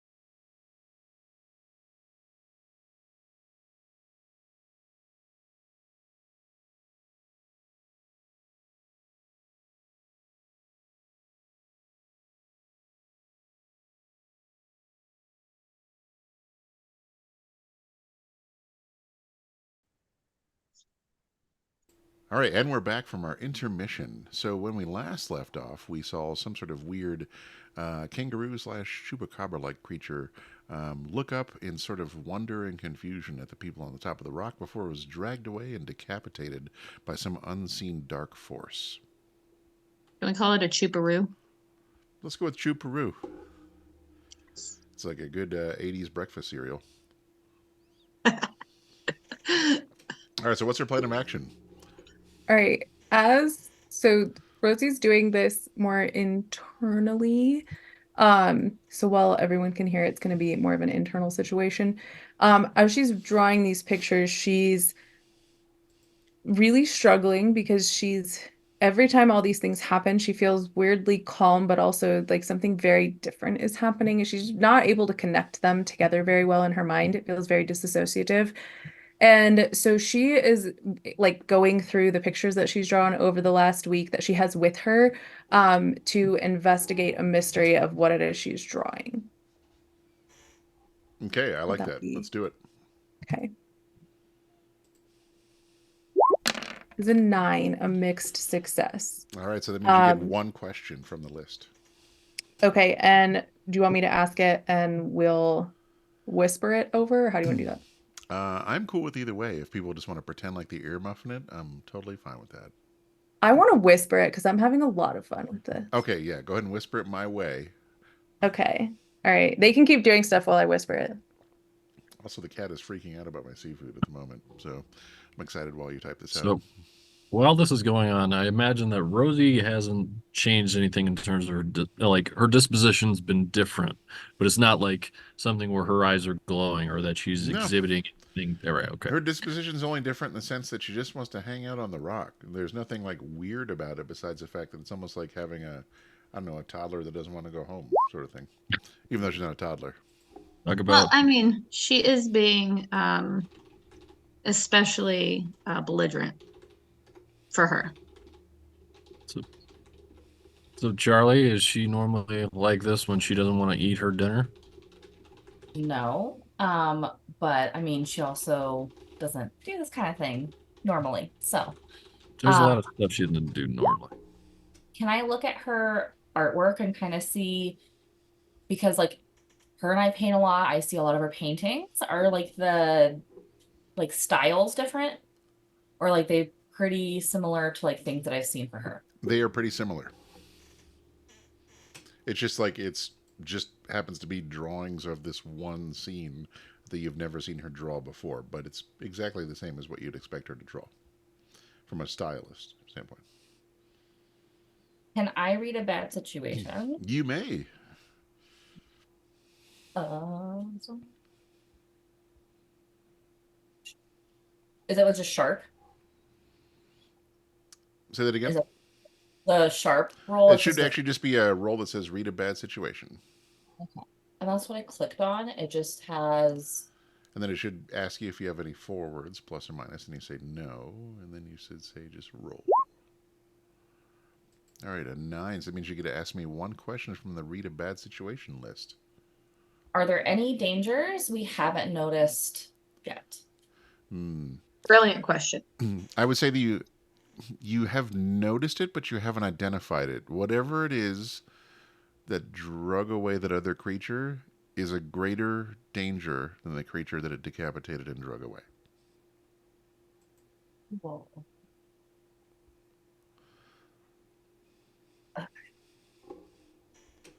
I'm gonna look at Rosie and just kind of like, how is she acting right now? Is she still just painting? I would say she's still painting, yeah. She's very calm. Like nothing's really happening. Different. It's getting dark soon, and while I recognize you're in your safe space, you have other people around here that you need to protect as well. So you either need to decide that if you're going to be an adult to start acting like one, or you can let everybody else that's on this rock left to their own devices while you paint. Up to you. I think you're safe with me. I think I want to use magic. Well, go on. What are you doing with said magic? I would like to bar this place to a specific person or type of creature. I would like to bar our location on top of this rock since we're clearly, punching noses over leaving, from the type of creature that killed Alex. I'm assuming it's a similar creature that killed Alex, or the other creature that dragged Alex away. And what type of creature is that? I don't know, but as far as I can tell, the one from my premonition.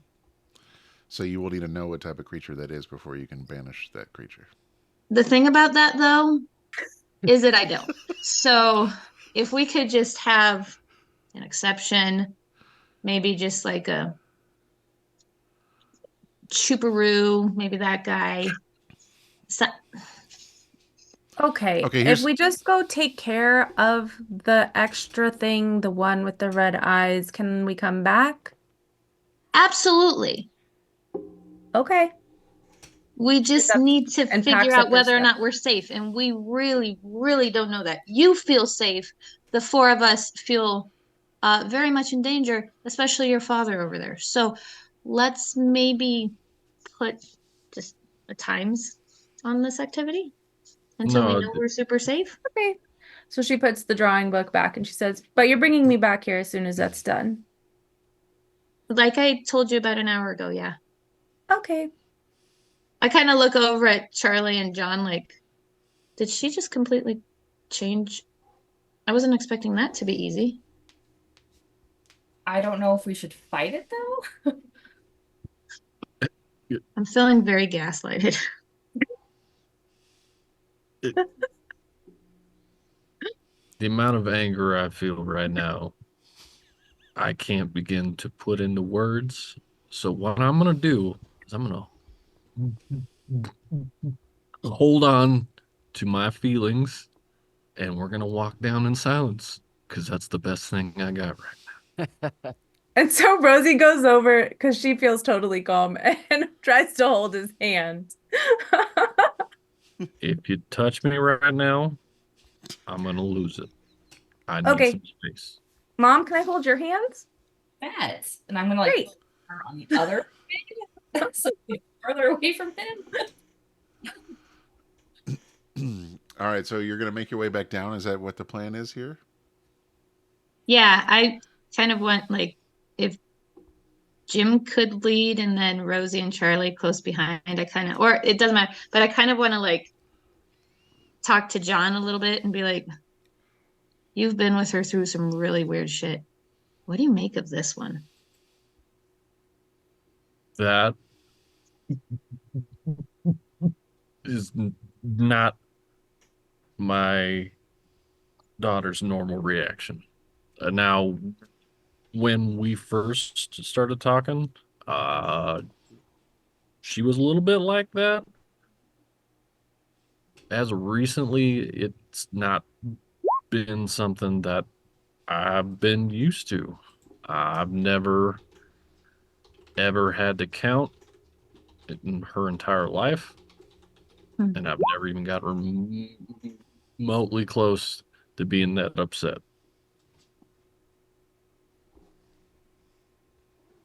So Jim's going to take the lead, and I would like to use battlefield awareness. So I always know what's happening around me and what to watch out for, and that gives me +1 armor on top of the one that I get already.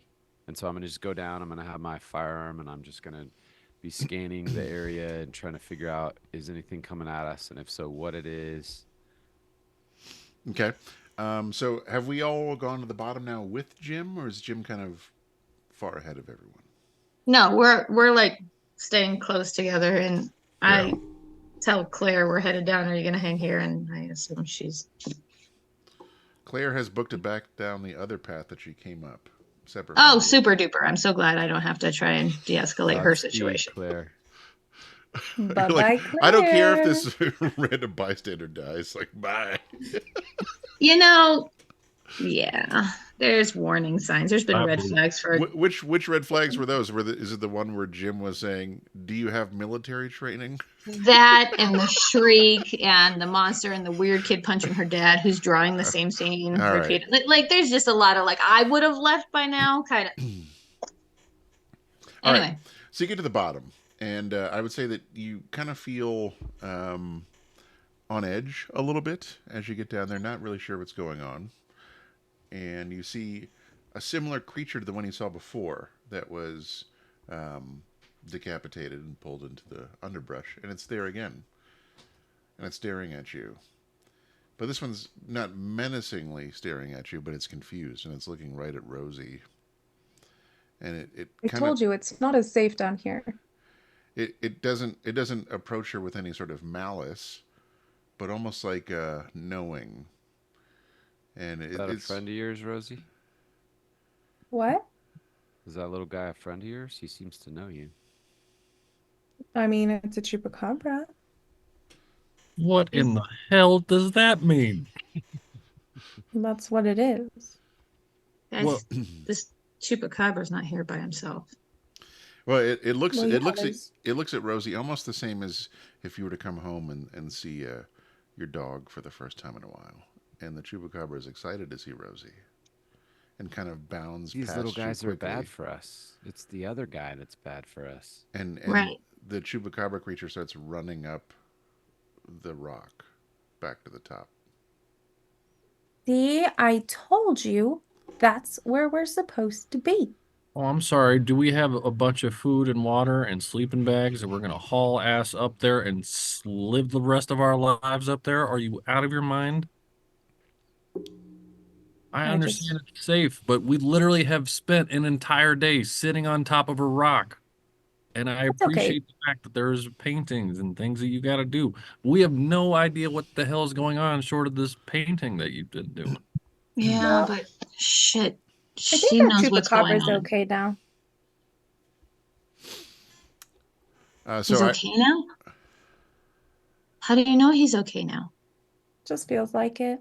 Not to me, it doesn't. To me, it feels like something's about to run after it because it's trying to protect you. Well, we're in between it and whatever else could come after it, so we'll see it first. Well, no, because now if this thing is meant to protect you the way you feel like it is, and this thing is being No. hunted the way I feel like it is, and you're in between the two, then yeah, I believe you. We are in more danger down here. I believe you're conflating things, Jade. Clarify. I am not saying How do you that know the spell conflate? No, you can't. But no, go ahead. CONFLATING. Better talk. Okay. I don't want to get I punched in did the nose either. not What? say that the chupacabra was there to protect me. No, I said I'm it was saying safe that. up top. It's not. What's it That's there not for? its purpose. Girl, why don't you explain to the people of Fredericksburg that the best way to protect them is to stand on top of a rock for an hour and a half? I'm starting to get a little steamed with Rosie, like because I'm kind of getting confused by the behavior, and I think like John like took the nose punch real personally, and I'm like, hey, it's fine. But now that I've kind of had it my way and got her down the rock, and she's telling me I'm conflating things, I kind of get a little more stern with her, and I'm like, okay, well, you seem to be the one with all the answers. So let's go back up to the top of the rock, wait for it to get dark, look for these lights, and then what? I don't know. No, you're the one who knows. Just as a quick aside, real fast, as you're having this conversation, the creature has stopped on one of the switchbacks and is kind of looking at you like a dog waiting for you to follow it somewhere. It just kind of. Ah, shit. You guys are gonna go back. But You got- beyond that, it is getting dark now, and as it gets dark, you notice a pair of red eyes out on the ground around you, and then another one, and another one, until there's dozens of red eyes staring at you. Can I take a quick peek through the video camera and see if it tells me any more than what my eyes tell me? Yes, you power up the video camera, and you notice what I would best describe as strange shadow creatures with gaping maws of fangs that seem to have legs that blend into the ground itself as though they were darkened roots. They are angry, and they are staring at you hungrily. So I'll turn You off the wanted video to camera and come. I'll go, well, I think we probably should be at the top right now. You were the one who wanted to come down. I came because all of you have spent the last 2 hours trying to get me down here. I kind of I- look over at John and Charlie and I'm like, Let's go up. We I got thought you. you were possessed, kid. Sorry about that. You're acting kind of weird. And so as you are deciding what to do, you also notice that the light from the sky is actually increasing. And you notice what almost appears to be like a blue and green borealis just over the rock itself, and it's starting to flash, almost like Ooh. a beacon at the very top. Can I point up See? there with the camera? Yes, you see the same thing as everyone else. Okay, so nothing new to the camera. Nothing new to the camera on that one. so I want to look at John and Charlie and say, like when your intent to protect somebody puts them in harm, Yep. what should we do? I think we need to trust her. We don't got a choice at this point. There's too many She of them. doesn't, if she doesn't feel safe, how the hell are we supposed to? That's why I mean, parenting sucks. you guys have a blanket or something? Might start to get cold up there, but we could be up there for hours. Well, too late now. We can't make it to the car and back. So better Okay. huddle. I guess let's take a brisk walk back up. All right. Is there any objection to walking back up the rock? Rosie seems incredibly happy and calm again, not at all interpreting any of this anger or frustration around her. Okay. Excellent. So you start going back up the rock, up the switchbacks.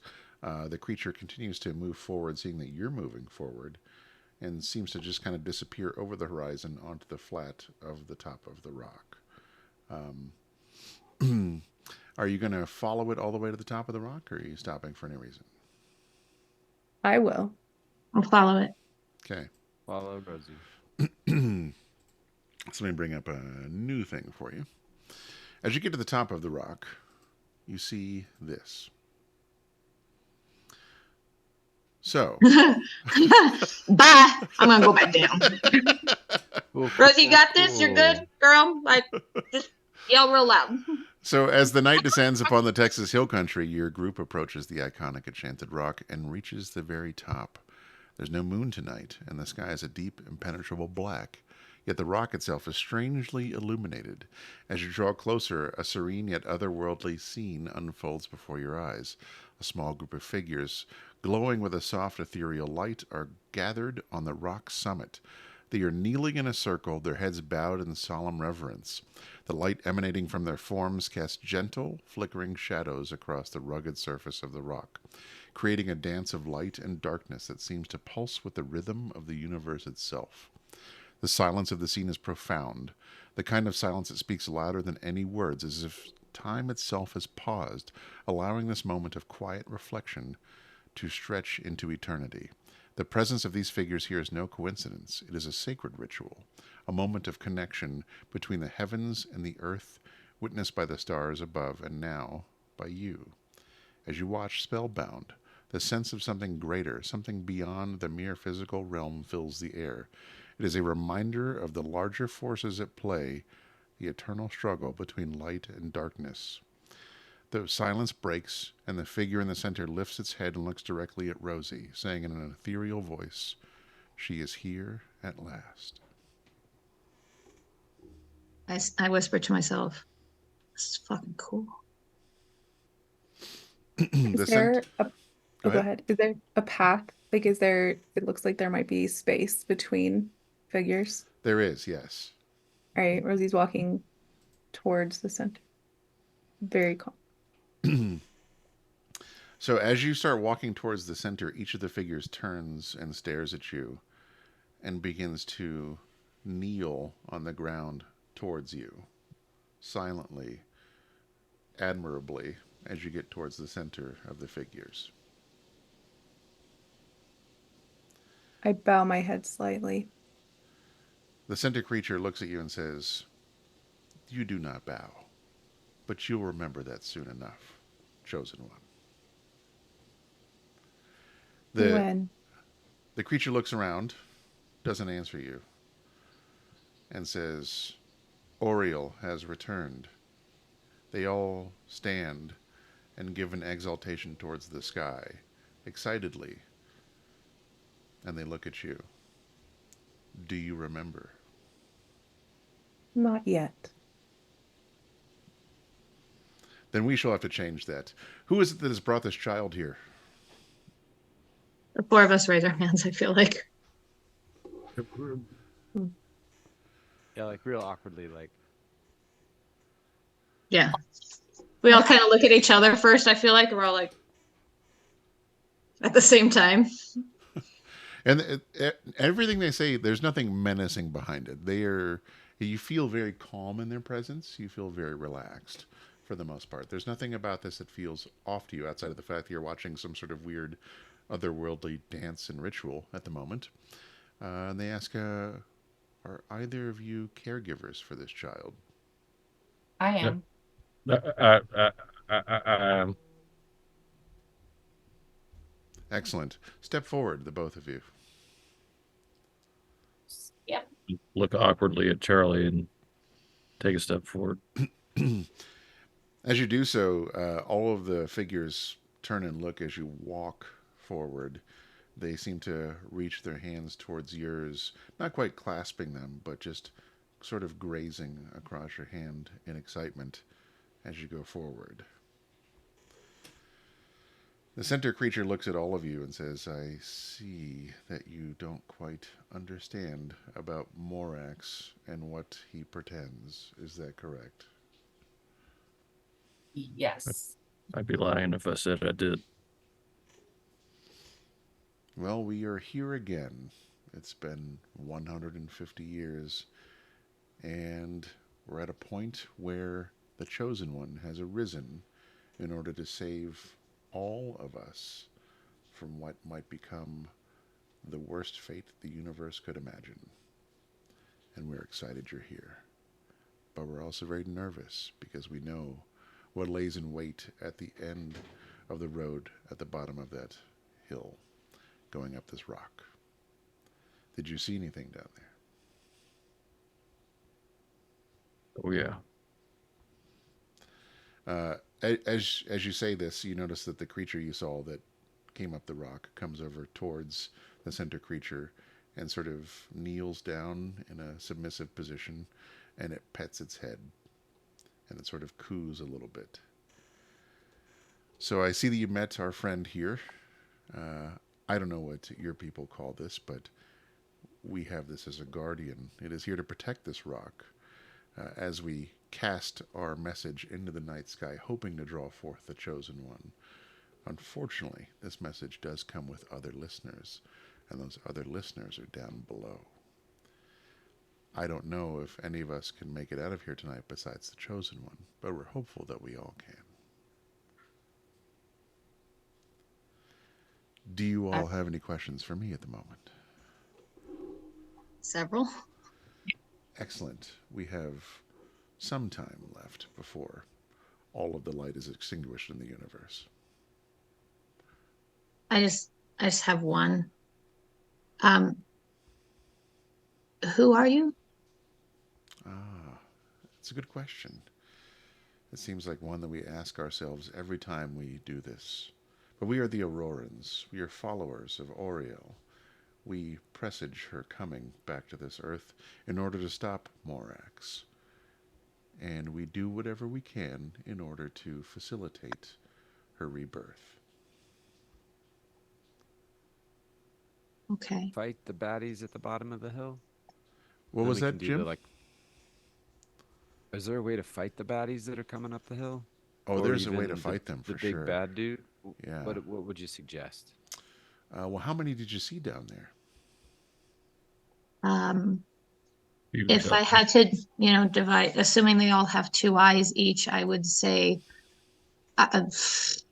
let's just go with 18 of them, maybe 20-ish.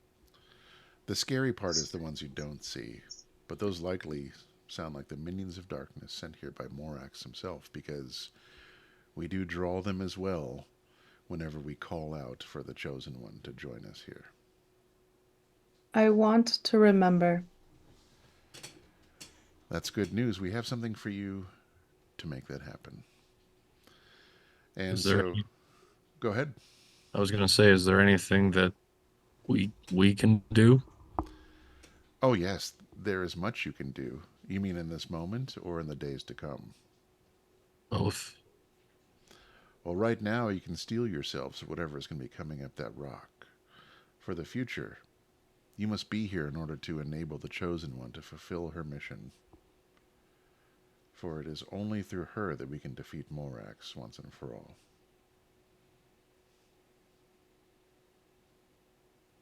And if we Like don't, shoot him, or what are we talking about here?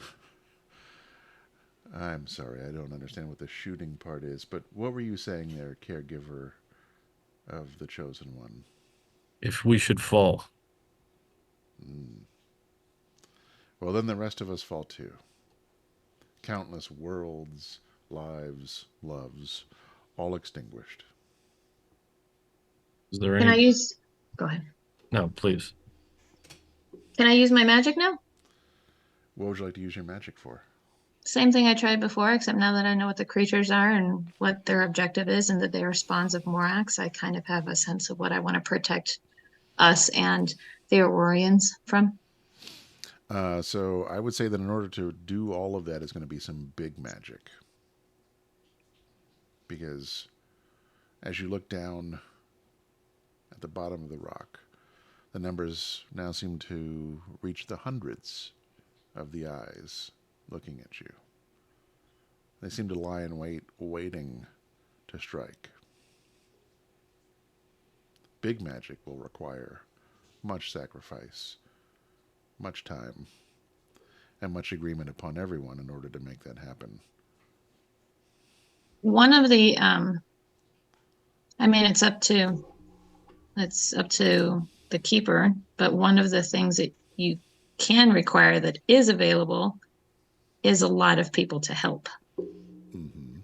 And these Aurorians seem quite capable of being effective with the magic spell. Mm-hmm. But if I may humbly ask that that's your requirement.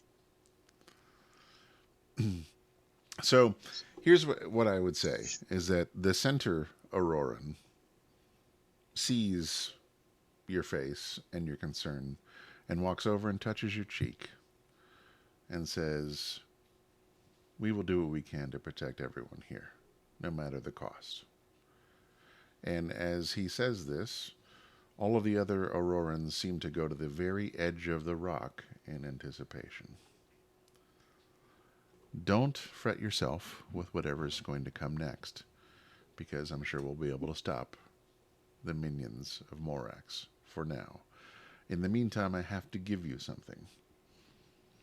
And so two minions, or rather, two Aurorans come over and bring a wooden chest and says, "This is only openable by the Chosen One. But do not open it yet, for it is important that you see, because the contents are very delicate, and if you open it too soon, or before whatever is going to befall us happens, then you could damage what's inside, and you do not wish to do that." Is Okay. there, pardon me, is there any powers that we as the Guardians can help the Chosen One? Yes. I fear that I cannot tell you in this exact moment what they are, because our time runs short. But in case things go awry, I have put a letter inside of this chest that again is only openable by the Chosen One that will give you your instructions for the future. So I am to open this chest before we leave this rock. That is correct. Will it help me remember? It will help you remember. But there is Okay. a cost that you will see soon enough. I have one more just super weird question. Yes. Can I take your picture with Rosie? Absolutely. If this will develop on one of your mortal cameras, by all means. Well, I'm willing to take that chance if she's. Oh, you sorry. guys are okay with it. I need to know, is she gonna stop being Rosie? That's a hard question to answer at this very moment.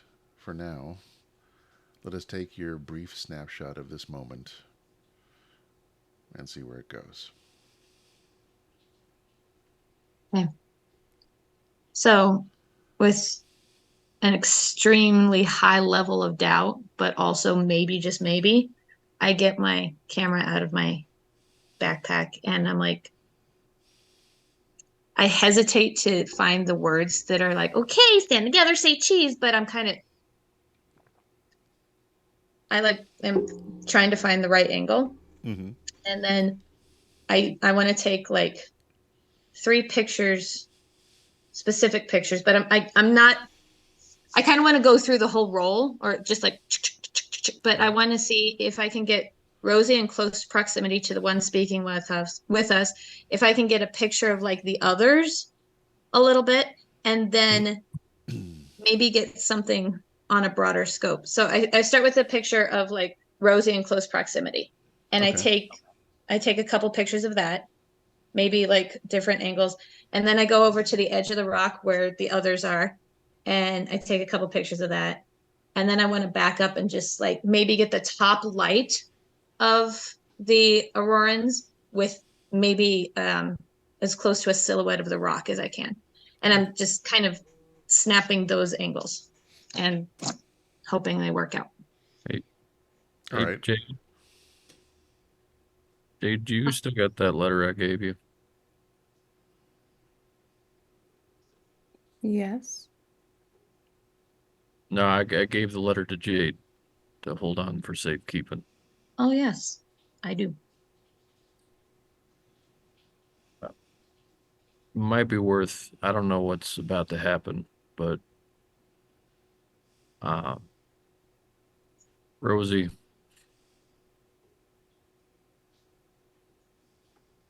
I don't want to lose you, but I'm afraid with all this that I don't know if you're going to be the same after this. I want you, I mean, you don't have to read it now, but in case something happened to me, I wanted to write you a letter. And I gave it to Jade to hold on to. Just saying, if you ever want to read it before the end, just ask her for it.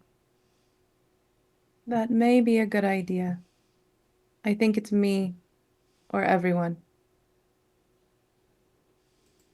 Yeah. I reach my hand out towards Jade. I take my backpack off and I go inside to an interior pocket and I pull it out and hand it over.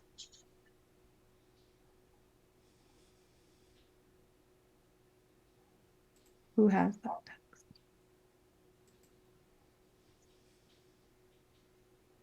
Was that something you wrote, John, or was it a handout? It's something I wrote. Let me, I can send it to you later, or if you want, I can read it now. I think we should read it now.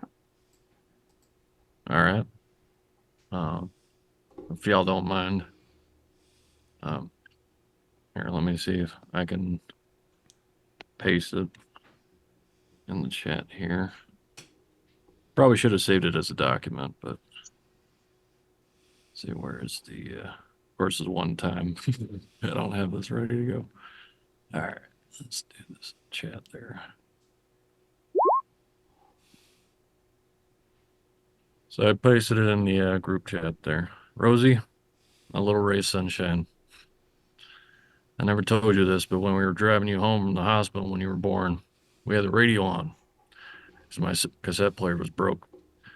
It's funny, it always eats a tape when I hit a speed bump too fast, and it always takes me 3 weeks to get the damn thing out.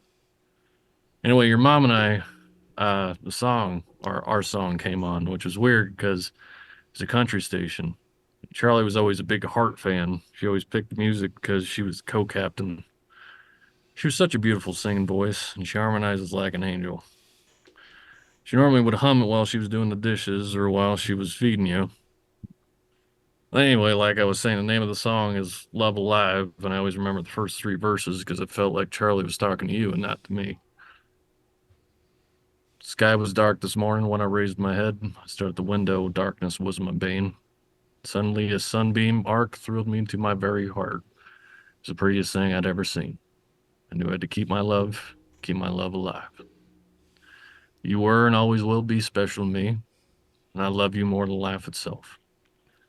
I just need to accept that being special means way more than love and a last name now. You're starting a journey that I'll be with you every step of the way, and I may not be able to walk hand in hand with you, but you'll never be alone. Now that I think about it, the way that song ends is actually about you, Rosie. Always has been, especially now. You're up there under the spotlight. Your silver trophy shines. It's all you got, my lord, and you must get high. You need a whole lot more than money. You need more than to survive. You need to keep your love. Keep your love alive. Do me a favor, Rosie. Keep your love alive. For me, for your mom, but mostly for you.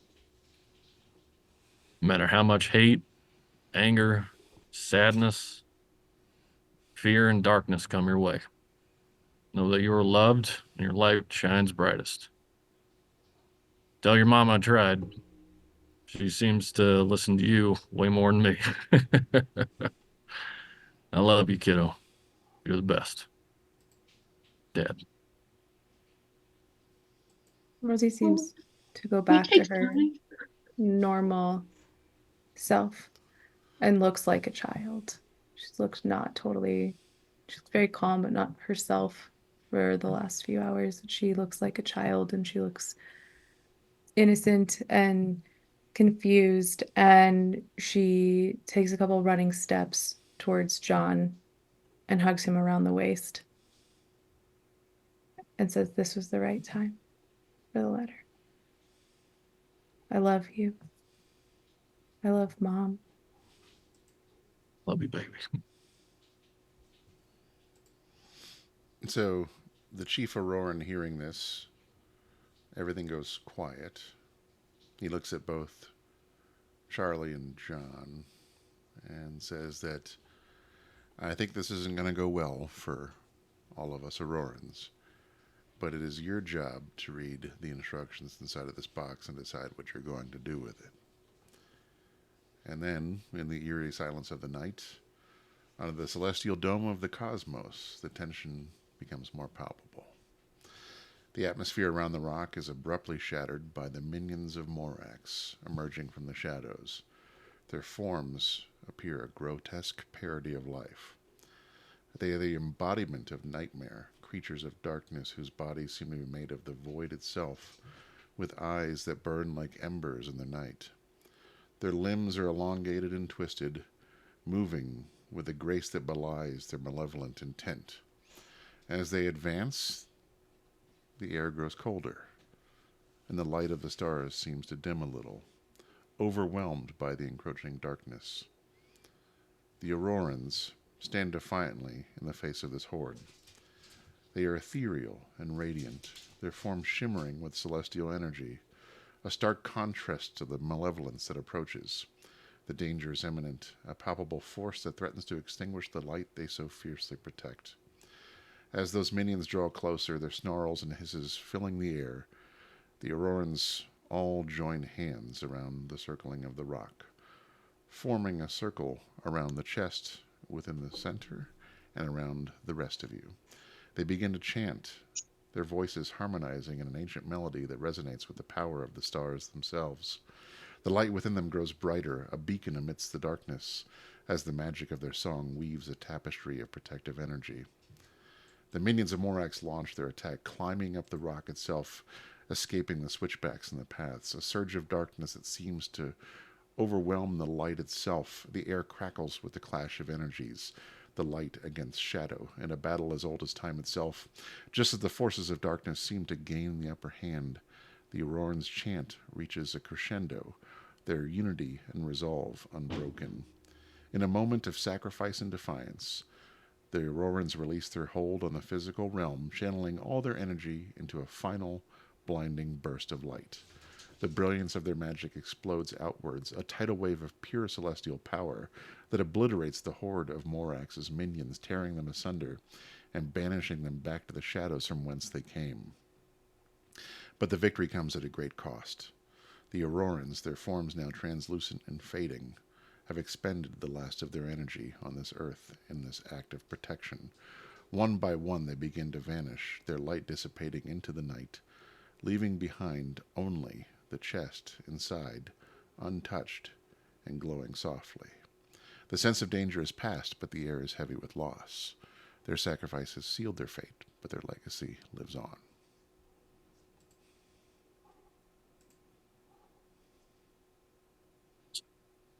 I turn and slowly walk towards the chest. How far away is it from me?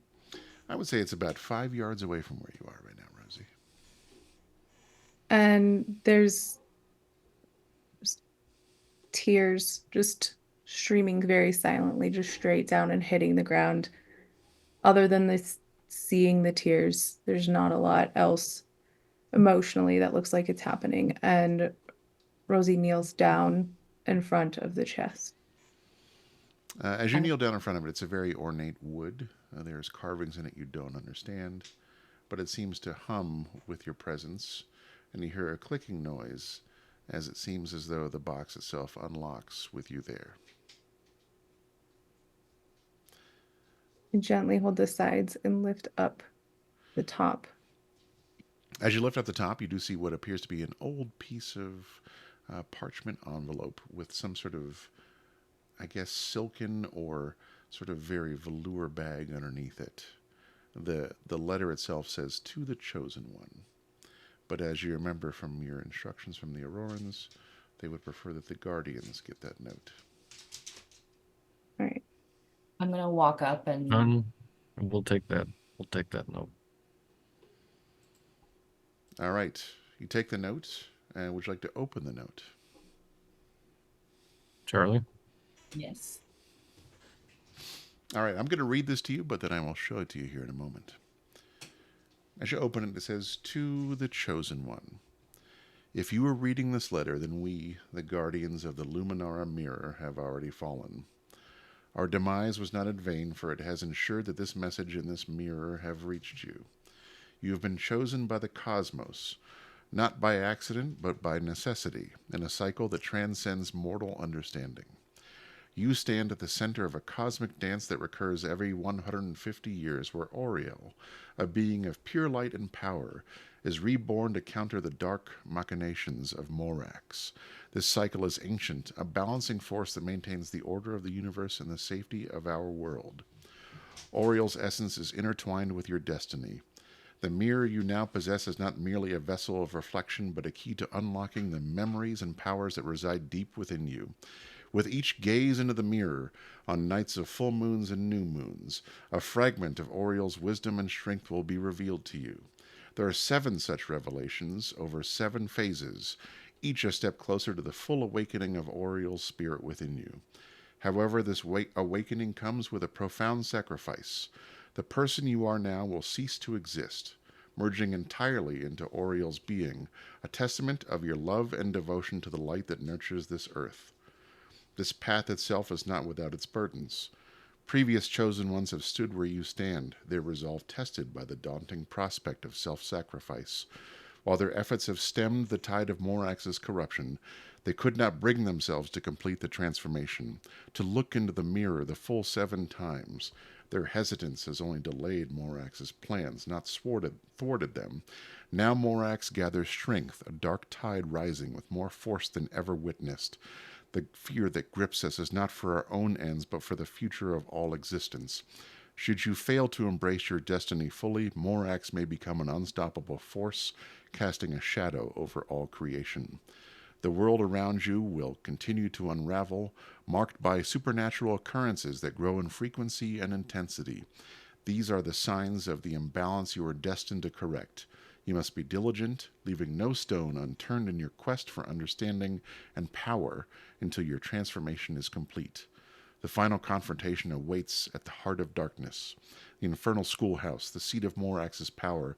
Only as Oriel, reborn in full, can you hope to face him and banish his influence from our world.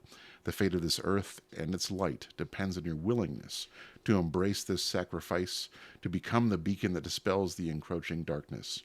Our faith in you is unwavering. May the light guide you, chosen one, for in you the hope of all endures. With eternal devotion, the guardians of the Luminara mirror.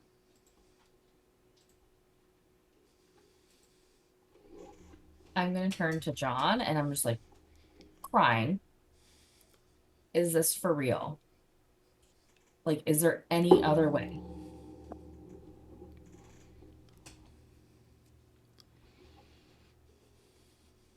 Charlotte,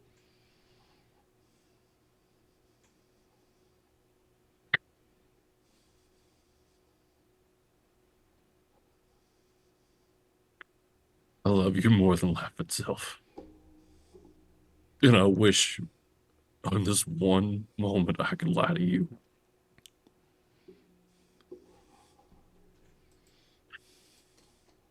But I can't.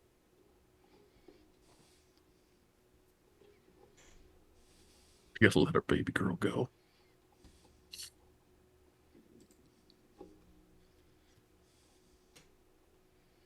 I'm just gonna look at Rosie, and I assume like we read this out loud. Yes. Okay, so I'm gonna look at Rosie and just kind of see like what her reaction is right now. Calm.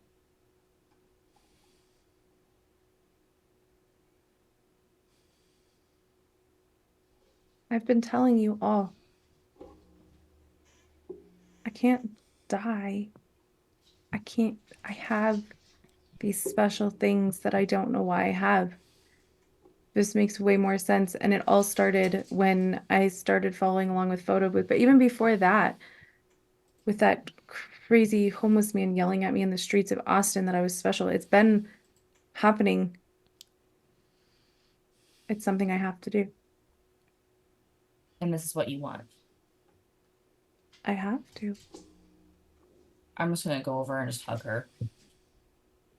She Maybe- hugs her mom back, like very tightly.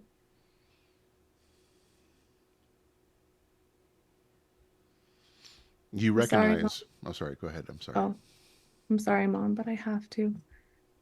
This isn't a choice, but it's also not something I'm upset about. But I love you. I love Dad. And it's because I love you both so much that this doesn't feel hard to make the choice.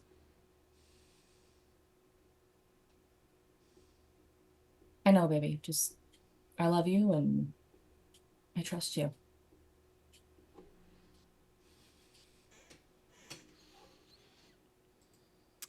So you notice where you are from where you started from your first investigation that you are now at a new moon, one of the phases mentioned within there.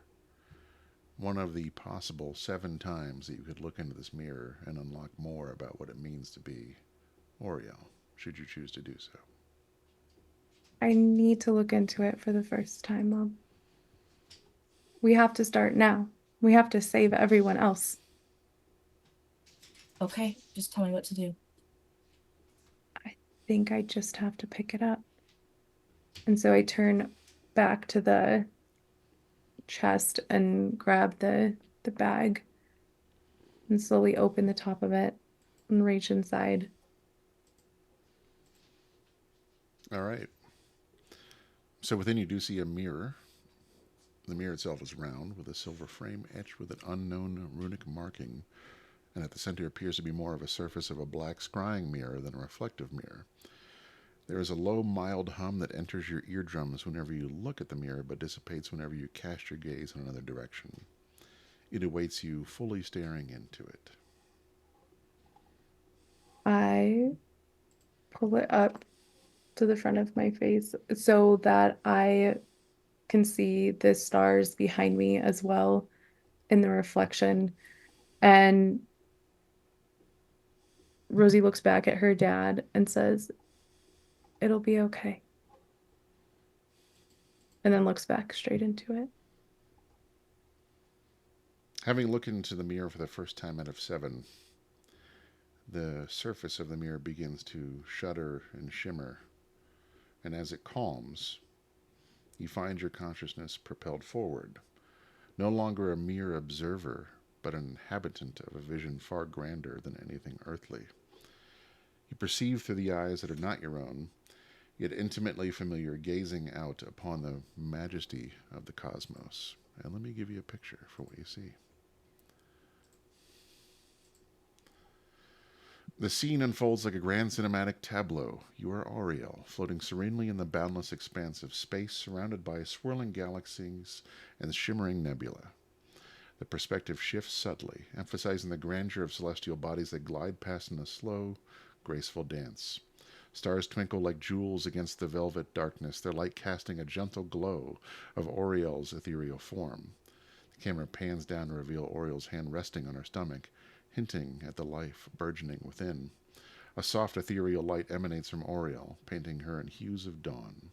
The tranquility of the scene is underscored by a subtle orchestral score that swells with emotion, mirroring the profound connection between Auriel and the universe itself. Auriel begins to speak, her voice a melodious echo that resonates through the cosmos, imbued with warmth and a profound sense of purpose. The camera moves closer, focusing on her lips as she addresses the unborn child within her. "My dearest," she whispers, a tender smile gracing her features. "The anticipation of your arrival fills the universe with light. You, my child, will be the guardian of all that I illuminate. Your strength will stand against the darkness, a bastion for those who seek refuge in our radiance." The scene shifts to Auriel's vision, with nebulous forms and constellations subtly morphing to suggest protective embrace, symbolizing the security her child will provide. In you, the hopes of countless stars are kindled. You will lead, you will protect, and you will shine bright. Your name shall be Morax, a beacon for the lost, a leader among men. Morax, my child, you are the promise of tomorrow. As Auriel speaks, her voice laden with love and unwavering conviction, the camera pulls back to frame her against the sprawling canvas of the universe. Her figure, radiant and commanding, is a solitary beacon in the vast darkness, embodying the eternal struggle between light and shadow. The vision gently fades, leaving Rosie back in her own reality, her eyes still reflecting the cosmic spectacle she has just witnessed. The profound dialogue echoes in her mind, a lingering reminder of the destiny that awaits and the sacrifices that must be made for the light to prevail.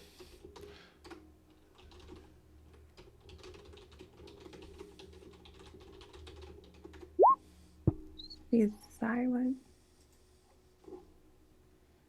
I'm gonna go up and just like put my hand on her shoulder. I am the mother. The mother of what?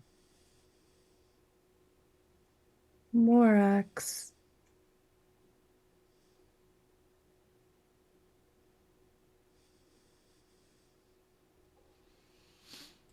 And this is where we shall continue this, to be continued. For Rosie, all of your actions against creatures of darkness are now at a +1 forward.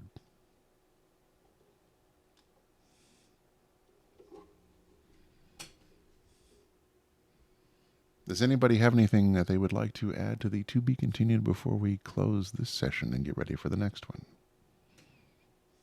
I'm gonna go up to John and just tell him I wasn't just singing to Rosie.